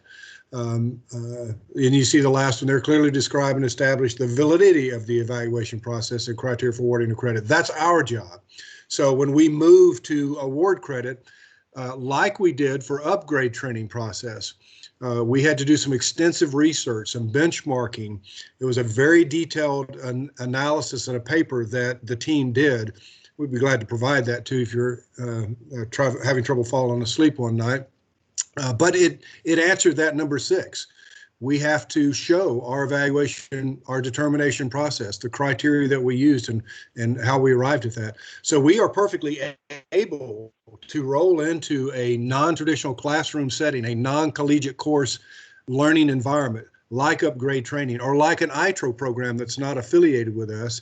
And we can evaluate that. We can determine and award the amount of credit. It is non-institutional credit.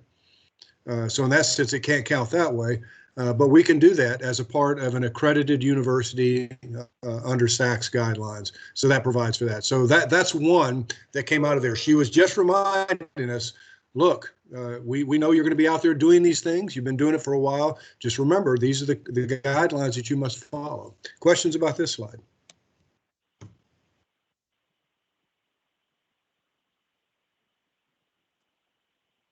All right, so recommendation 2 had to do with policy 4 that we were changing, and it talks about academic control of faculty, curriculum locations, program funding, execution, and resources. So she said we must address the issue of instructor credentials and program and curriculum oversight. And at this point, and I think she's better on this, I think she feels better about this now, she was concerned about whether or not we had the control over tech training and other locations where we are counting that as institutional credit. So she was nervous about that. And again, I think that was before she really understood. But as you can see, she realized the affiliation agreement provided some level of assurance, but she was just raising that issue. And I bring this up because of that bullet in red there, is that CCF does have the authority to get in your grits. But there are limits to those authorities. And I may have shared these slides with you, but to me, this is such an important conversation that we need to have with our affiliated school partners everywhere to make sure that you understand what we can do, but perhaps more importantly, what we can't do, because I've seen many cases where there was a misunderstanding, or perhaps maybe CCF was being thrown under the bus by a school that didn't want to change something. So they would tell their leadership, hey, we can't change it because CCF, it'll affect our CCF accreditation. So let's spend a little bit of time talking about that. So you should see a slide that says legal authorities and limits. And we'll start off with the authorities. So we are based in Title 10. There is U.S. code that says we exist and that we have the authority to provide degree pathways and workplace credentials for enlisted personnel. Now, it doesn't say Department of the Air Force anymore because NDA 2020, as you can see in number 4 there, allowed participation by other than Air Force members who are participating in CCF programs. But we are embedded in U.S. code. Number 2, we can offer a degree under the authority of Air University, which is also in U.S. code, 9417 you see there. So CCF doesn't award the degree, the university does. Now, in the old days that Tim talked about, when we were independently accredited, they were CCF awarded degrees, but as a part of the university, as things change over time, Air University has the authority to award degrees, and as a element under university, that's where our authority comes from. Then we have a DoD instruction, which says that CCF is the avenue by which academic credit and progress is documented for enlisted members. That's under voluntary education. And that is our STARS process, our transcripting process, our ability to award credit for workplace credentials. All of that we have the authority to do, and it's in a DoD level instruction. So this is above AU. This is above AETC. Our authority comes out of Title 10 and the DoD. And then you have NDA 2020, which of course affects Title 10 law. And again, that's the most recent one that says enlisted members of services other than the Air Force who are key phrase participating in CCF affiliated joint service and training education courses can participate in CCF degree program. Is that horse of a different color you've heard tell about. Part of it is resource issue, part of it is a process issue, part of it is IT systems issues and the like. Now, those are our authorities, but there are limits to those authorities. So now you should see items 5 through 8 that talks about limits, and those are more detailed than the authorities. So it's very clear. Everybody see this slide? Starts with the number 5. Yes? Still on legal authorities and limits. I see Yes. number 5. Yeah, and it should show. I can see it. Okay, great. All right, very good. We'll move on. All right, so look at this. This is very important. CCAF does not have the authority to direct schools what to teach. That's a content issue. That's subject matter expertise. Method of its instruction. That's how to teach it or how long a program will last. These responsibilities reside within the career field and the schoolhouse. And if we ever tried to tell you that, we're wrong. Now, sometimes this conversation comes up, and it has on the PME side of the house when perhaps a new version of a ALS or NCO Academy comes out, we evaluate it, and it doesn't reach quite the number of credit hours that the school or that EPME was hoping for. And so they say, well, how long do we have to make it? And that's really kind of a bad question for us. We say, well, you need to make it as long as it needs to be or as short as it needs to be. You need to make sure that you accomplish your outcomes. That's not our beeswax. But clearly here are the issues that we see that keeps us from awarding credit. So again, we're providing advice and consultation, but we will not tell you those 3 issues: what to teach, how to teach it, or how long the program will last. Questions about that one? That's very important. So if your leadership is telling you, hey, we want you to add to A, B, C, and D that you're already teaching, we want you to add G, X, and Z. You cannot say to them, CCF won't let us do that. That's not true. You can do it. You just need to work with us to make sure that as we make those changes, we are able to account for those and make sure that the academic credit awarded is appropriate. Or if they want to take out B and add Z, same kind of thing. Now, by the way, a lot of course changes at the level of a course, which is your program. That's a course within a degree. Now, this is a semantic issue in some ways. A lot of course changes can occur invisible to us because they don't reach the level of a substantive change. All right, so let's talk about that a little bit. Number 6, CCAF does not advise career field schools against nor prohibit change needed to curriculum content or methods or other course changes, nor does meeting institutional accreditation standards prohibit such changes. So please do not say that we can't change the course because CCAF won't let us. You don't like that in the first place, and it's not true. However, where 5 and 6 above rise to the level of substantive change as defined by the accrediting agency, we then need to work with you to make sure that changes are executed in alignment with academic practices and accreditation with accreditation requirements. Again, we're not saying no, we're saying help us to help you. Help us help you. And to make sure that students don't get left hanging in the wind by making a change that is outside the collaborative process that then we can't account for. And then we have this gap where students complete training. And that's why I was a little nervous about this pilot testing thing that we were talking about. It doesn't matter if it's 2 students or 2,000 students. If students are engaged in some course that's substantially different than the one that we approved, we can't give them credit for the one that's substantially different. We need to collaborate on that. And I know sometimes the pace that you want to do that is pretty rapid, but give us a call early. As soon as somebody starts talking about that, as soon as we start defining what that pilot looks like, work with us. And you know, we don't want to stop you from executing the Air Force mission as powerfully and as efficient as possible. Hang on, let me kill that. Sorry about that. All right, question about number 7. Hope everybody's saying, yeah, I got that. I knew that all along. By the way, whenever I get the chance, I brief this to people. When we do an AU orientation to commanders and senior enlisted folks that come in, we brief these slides. When I roll down and Lisa lets us spend time with tech training orientation, we tell our audience these 2 slides are there to make sure they understand that we're never going to tell them they can't do something. Just work with us in terms of the way that happens. All right, number 8. Affiliating with us is voluntary. Every now and then we'll get a command that says, well, it's just too much trouble. I'm not going to affiliate with CCAF. And we say, and I'll tell them, you can do that. No worries, it's voluntary. But here are the consequences of that decision. It would be your decision, Commander, that from that point on, no airman going through your program will earn academic credit towards the CCAF degree. That's over. And they go,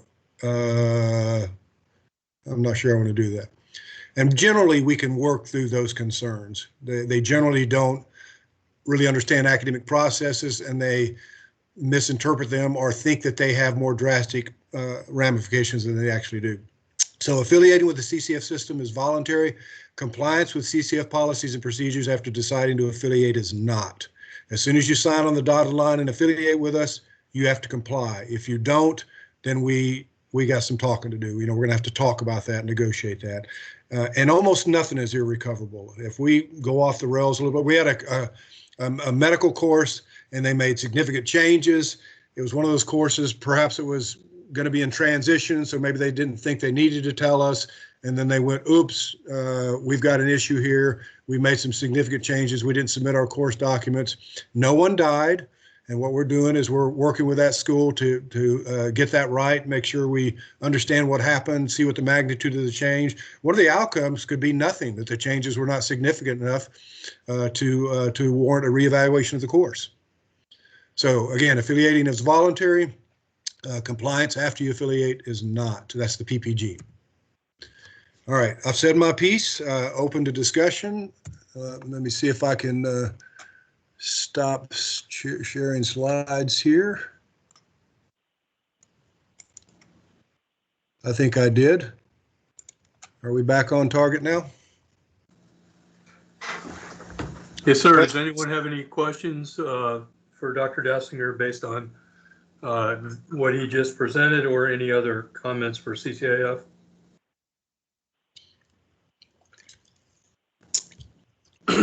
Tim, thank you for the opportunity. Again, I just wanted to stress those things. We are working very closely with academic affairs.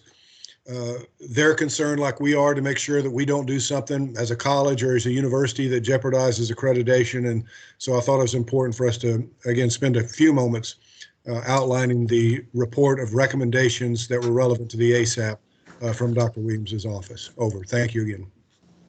Yes, sir. And I can tell you from leading the schoolhouses we have in the 37 training group, COVID has been challenging for us.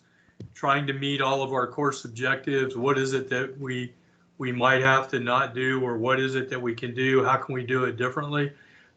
So always in the back of our minds, trying to figure out whether or not this is a substantive change, which then would drive a course training plan for us, or abbreviated training plan, or is this a temporary thing?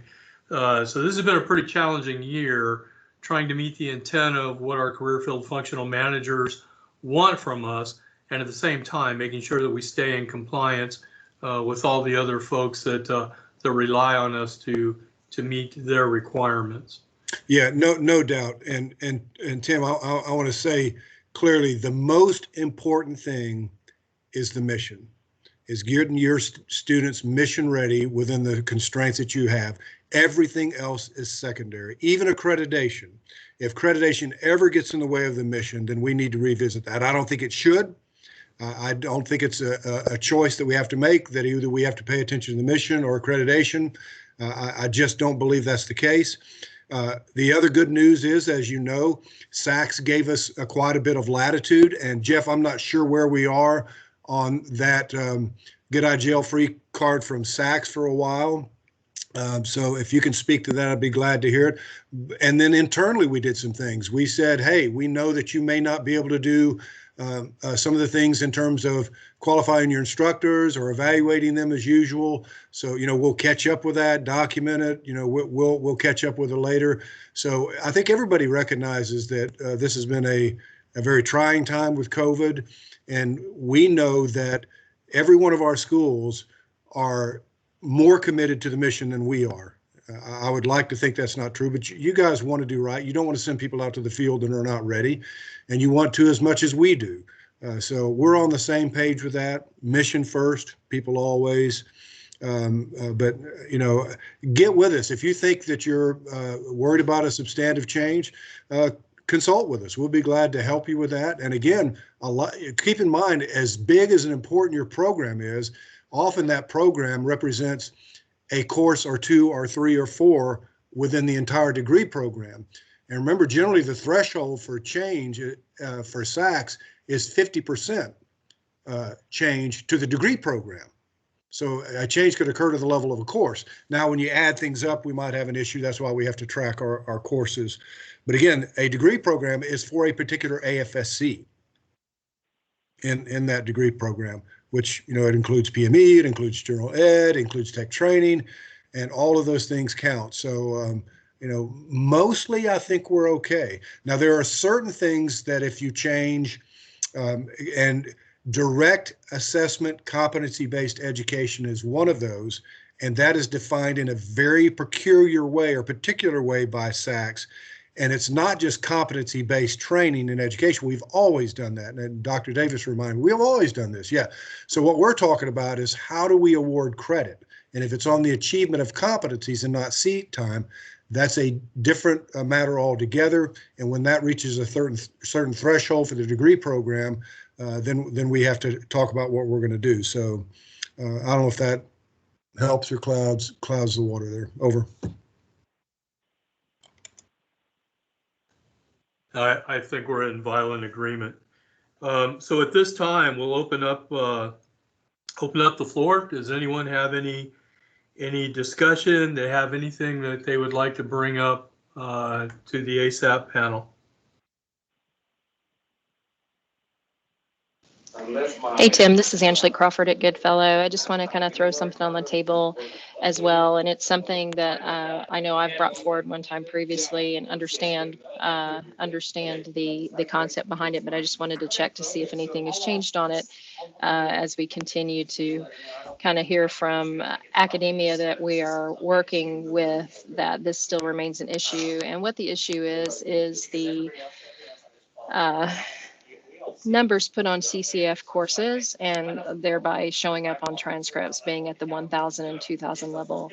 And Mr. Breeding, if you're still on the line, I think you and I have talked about this before, but with the 1,000 and 2,000 level, the course numbers on the CCAF transcript, when our members go forward to apply for and put toward work on a particular degree program, they're running into issues where the schools are only counting those at the 1,000, 2,000 level, associates level, even if the school feels that the course curriculum actually is at a higher level. So I just wondered, is there any flexibility that can be done there so our members are not having to repeat courses that really they've already taken over?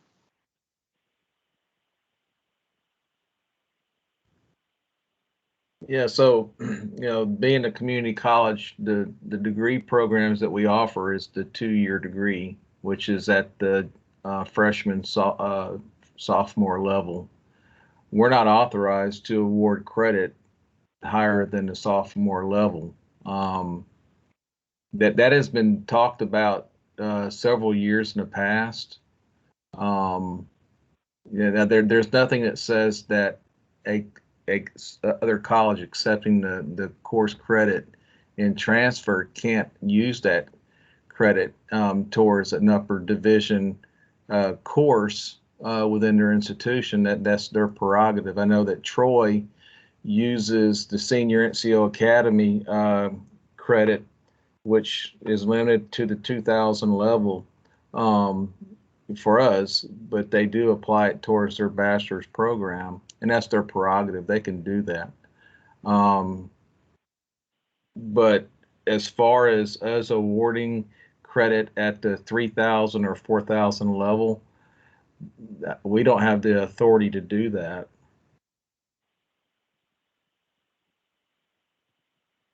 Yeah, JR, thank you for that explanation. I assumed the same was true. And I know when we talked previously, exactly what you just said, that if a school analyzed the coursework and determined the content to be at a higher level, then that school could accept it.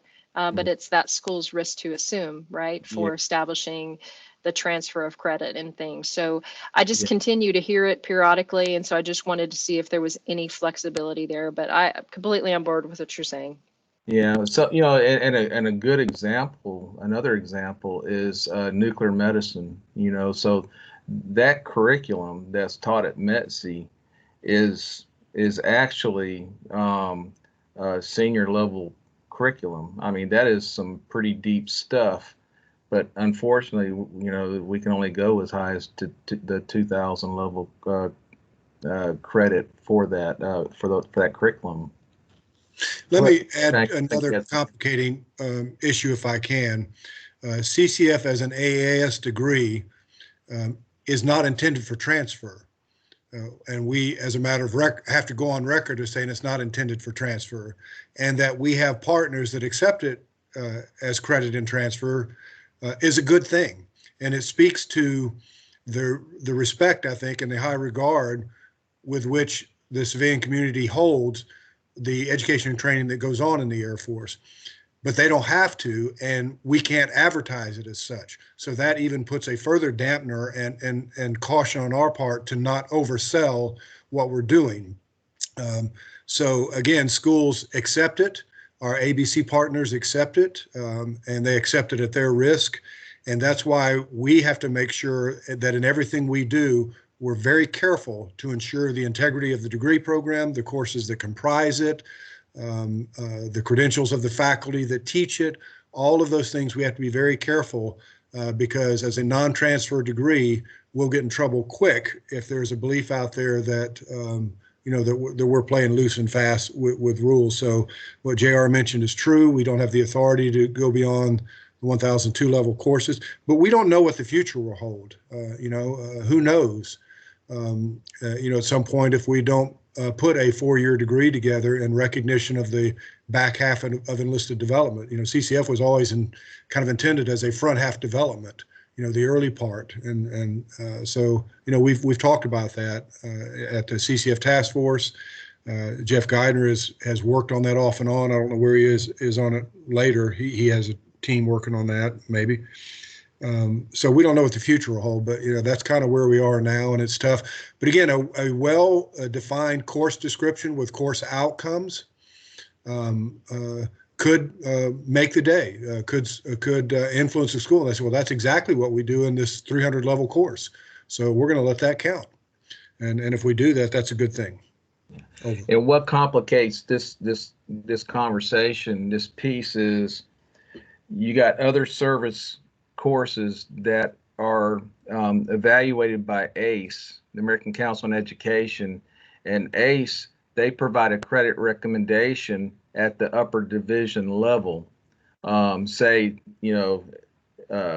H-60 helicopter maintenance course at Fort Eustis is evaluated by ACE, and ACE says 2 semester hours at the upper division level.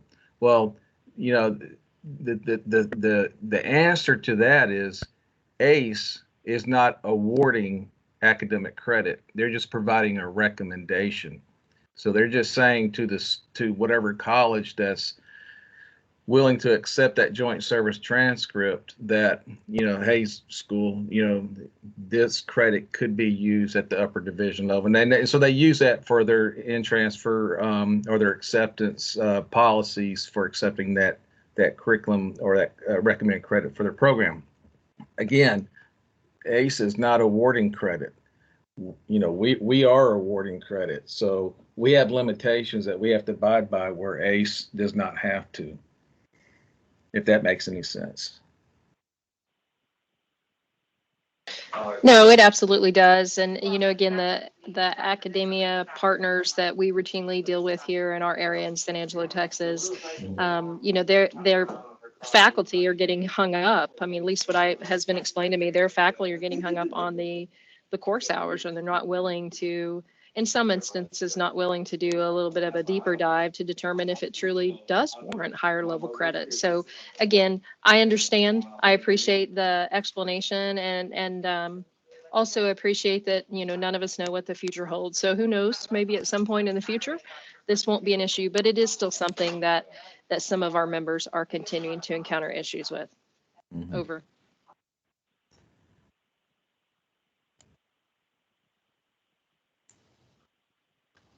All right, are there any other discussions that anyone would like to bring up?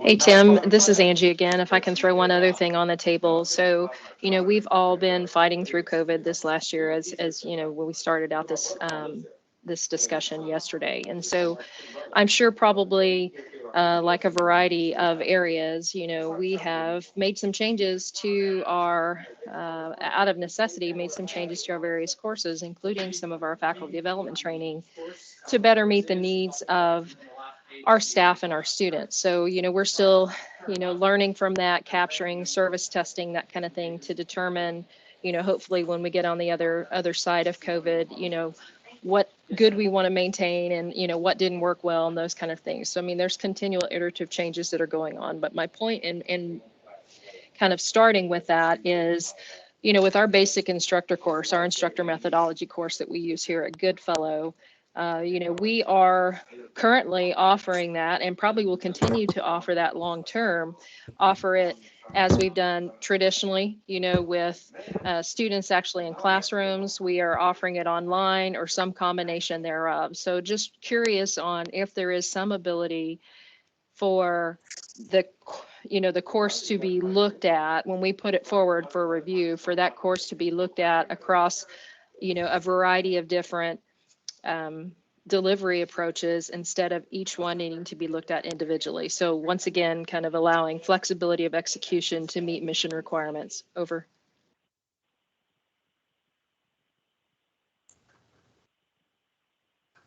I think we're all kind of doing some, especially in our Fact D courses, doing combinations of both online, in person, trying to just make sure that we have enough instructors to keep our courses going. Dr. Dassinger or JR, do either of you have any comments? None here from Hank. Me either. Thanks.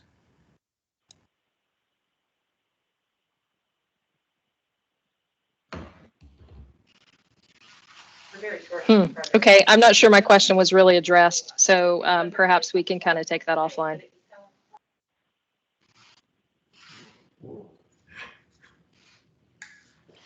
Well, I don't mind hearing the question again. I guess I lost the question.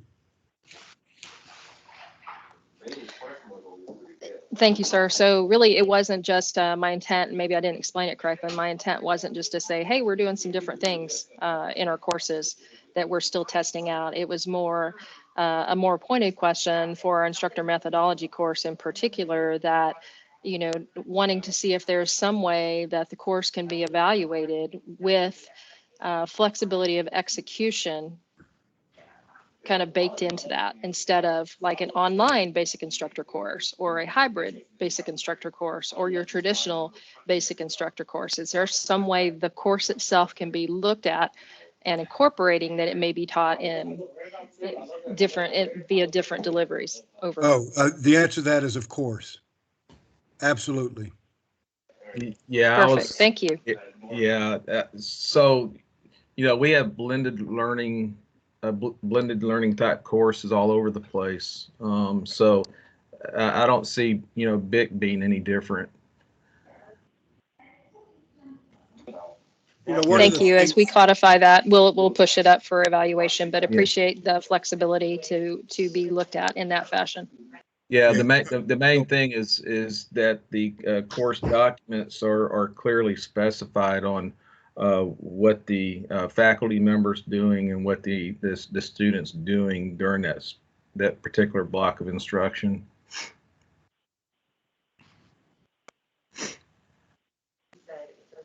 Yes, sir.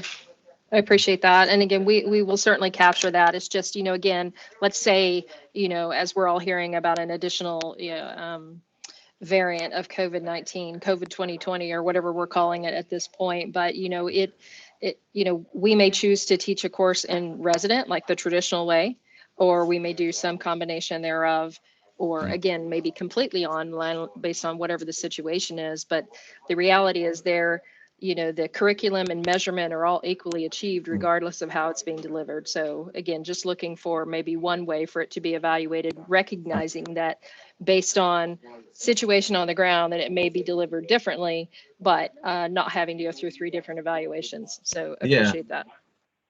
Yeah, Angie. So, you know, PME's been doing that for quite a while, and Jeff Geithner can attest to that. So there hasn't been any change in the way we assess that.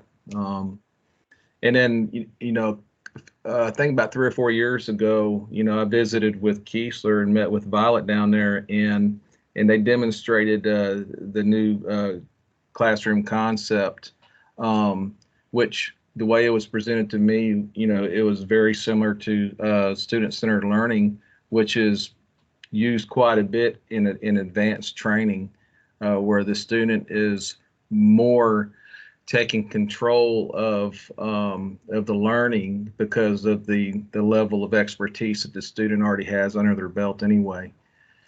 So we understand that part. Yeah, and again, I'll go back to that slide set. You know, we cannot tell you how to teach what you teach, the instructional method you use, and inferred from that is that if you use a variety of teaching methods or different teaching methods or alternative teaching methods, our responsibility is to do a fair evaluation of whatever you're doing. Just work with us, provide the course documentation, and we'll work with you on that. That's not a problem at all. I appreciate that. Thank you.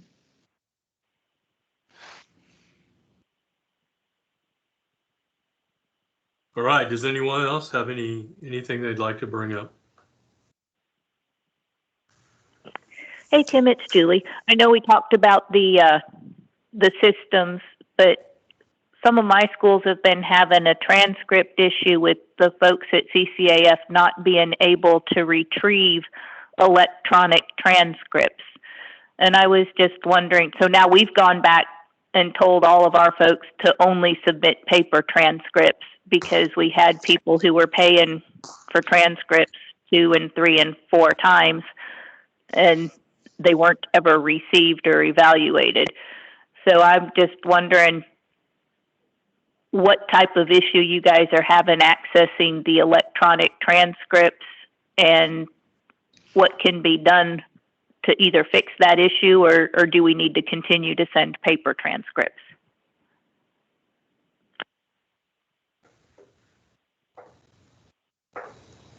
This is JR. The issue that I'm aware of is there are the electronic transcripts are password protected, and there's a time limit on that password. And with the volume of the electronic transcripts that was received, and I thought that had been since resolved, but because of the backlog, a lot of those transcripts were timed out. And our registrar office was able to contact the school and have that reset so that they could access the transcript. I don't know if that's the same issue that you're talking about, Julie. But I don't know if that's, as far as anything else beyond that, I'm not aware. Hank, are you aware of anything else? That's what I'm aware of is, there were some issues going on, and this is such a frustrating issue for us. That's why we are hopeful that the transcripting process that's coming online with the new LED will help us get greater visibility. Part of the frustration for me and JR and Colonel Pasuto and the vice is we have trouble seeing into what's going on. We don't know who to shoot. We don't know who to hang up by their thumbs in the yard arm or put them in stocks. And there's so many people that are touching this process, from the student to the transcripting service to our folks downstairs, and then COVID. I mean, it's just a chocolate mess. So I don't know that I would say that you can't send electronic transcript or use that service anymore. I do know that we had some challenges for a while, but again, in those cases where we found that out, as JR mentioned, we tried to go back and say, hey, that's not fair to the student. We shouldn't make them pay again. Now, we do know that happened, and that's not right for our students. So this is a sore point for us. It's not something we like.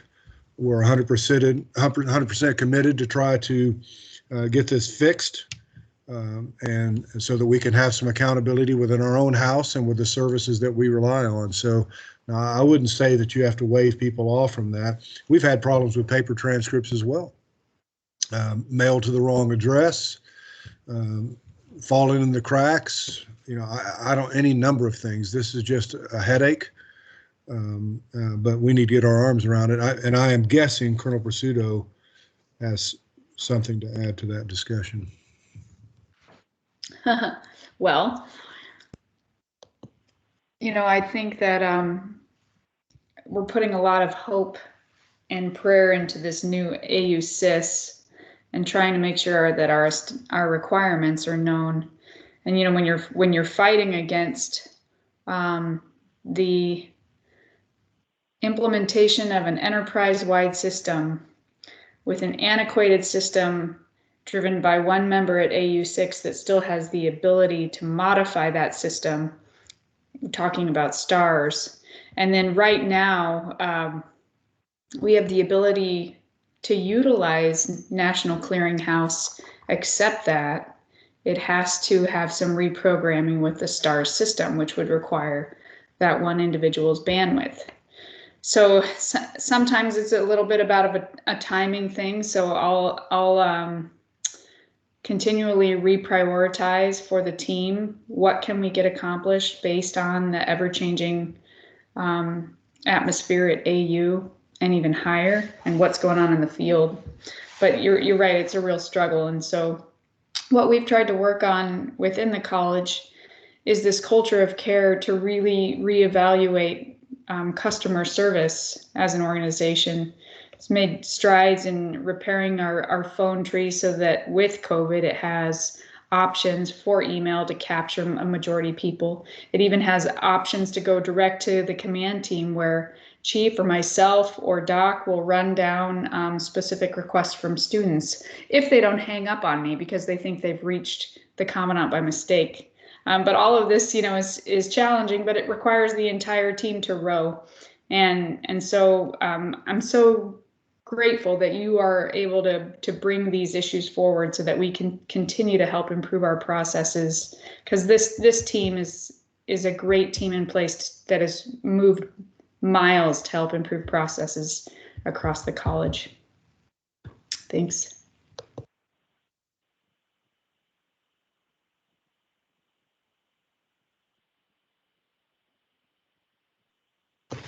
And I hope that you all can hear me because along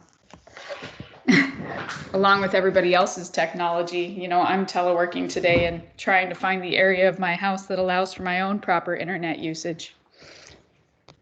No, we got you loud and clear.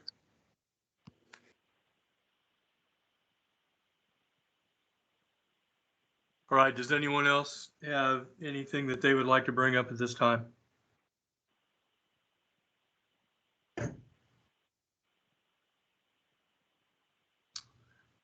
All right, policy council issues. Do we have, I think that we've already taken care of the thing that we needed to vote on. Is there anything else that we need to bring up or any new issues that we need to bring up in front of the panel?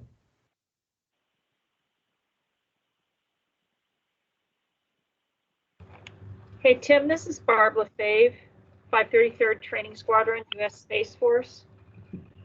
Yes. So just so that it's in the minutes, U.S. Space Force, our enlisted initial skills courses and any courses that we do develop in the future, we do plan on staying with CCAF. So if that could just be documented, that would be awesome.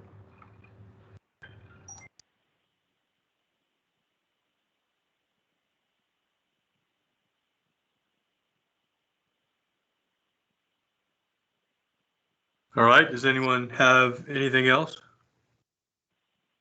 I will bring up one issue. This would be the year that we would do a nomination and vote on a new vice chair for the committee. But under the circumstances, I've made a recommendation that we keep Mr. Peer as our vice chair until next year, and at that point, then we will do a vote. I just think that it's too complicated now to try to do nominations and try to go through that process. But again, it's open. It's your panel. If you all would like to go a different direction, let me know. Hey, Tim, it's Julie. The only issue with that is that then next year we would be electing both the new chair and a new vice chair and have the potential for a complete leadership turnover. Yeah, I thought about that, but I don't think the challenge is that great that we can't do it. And we could even amend it so next year that we just vote that one individual potentially in for 1 year as opposed to 2, and then we're back to the offset.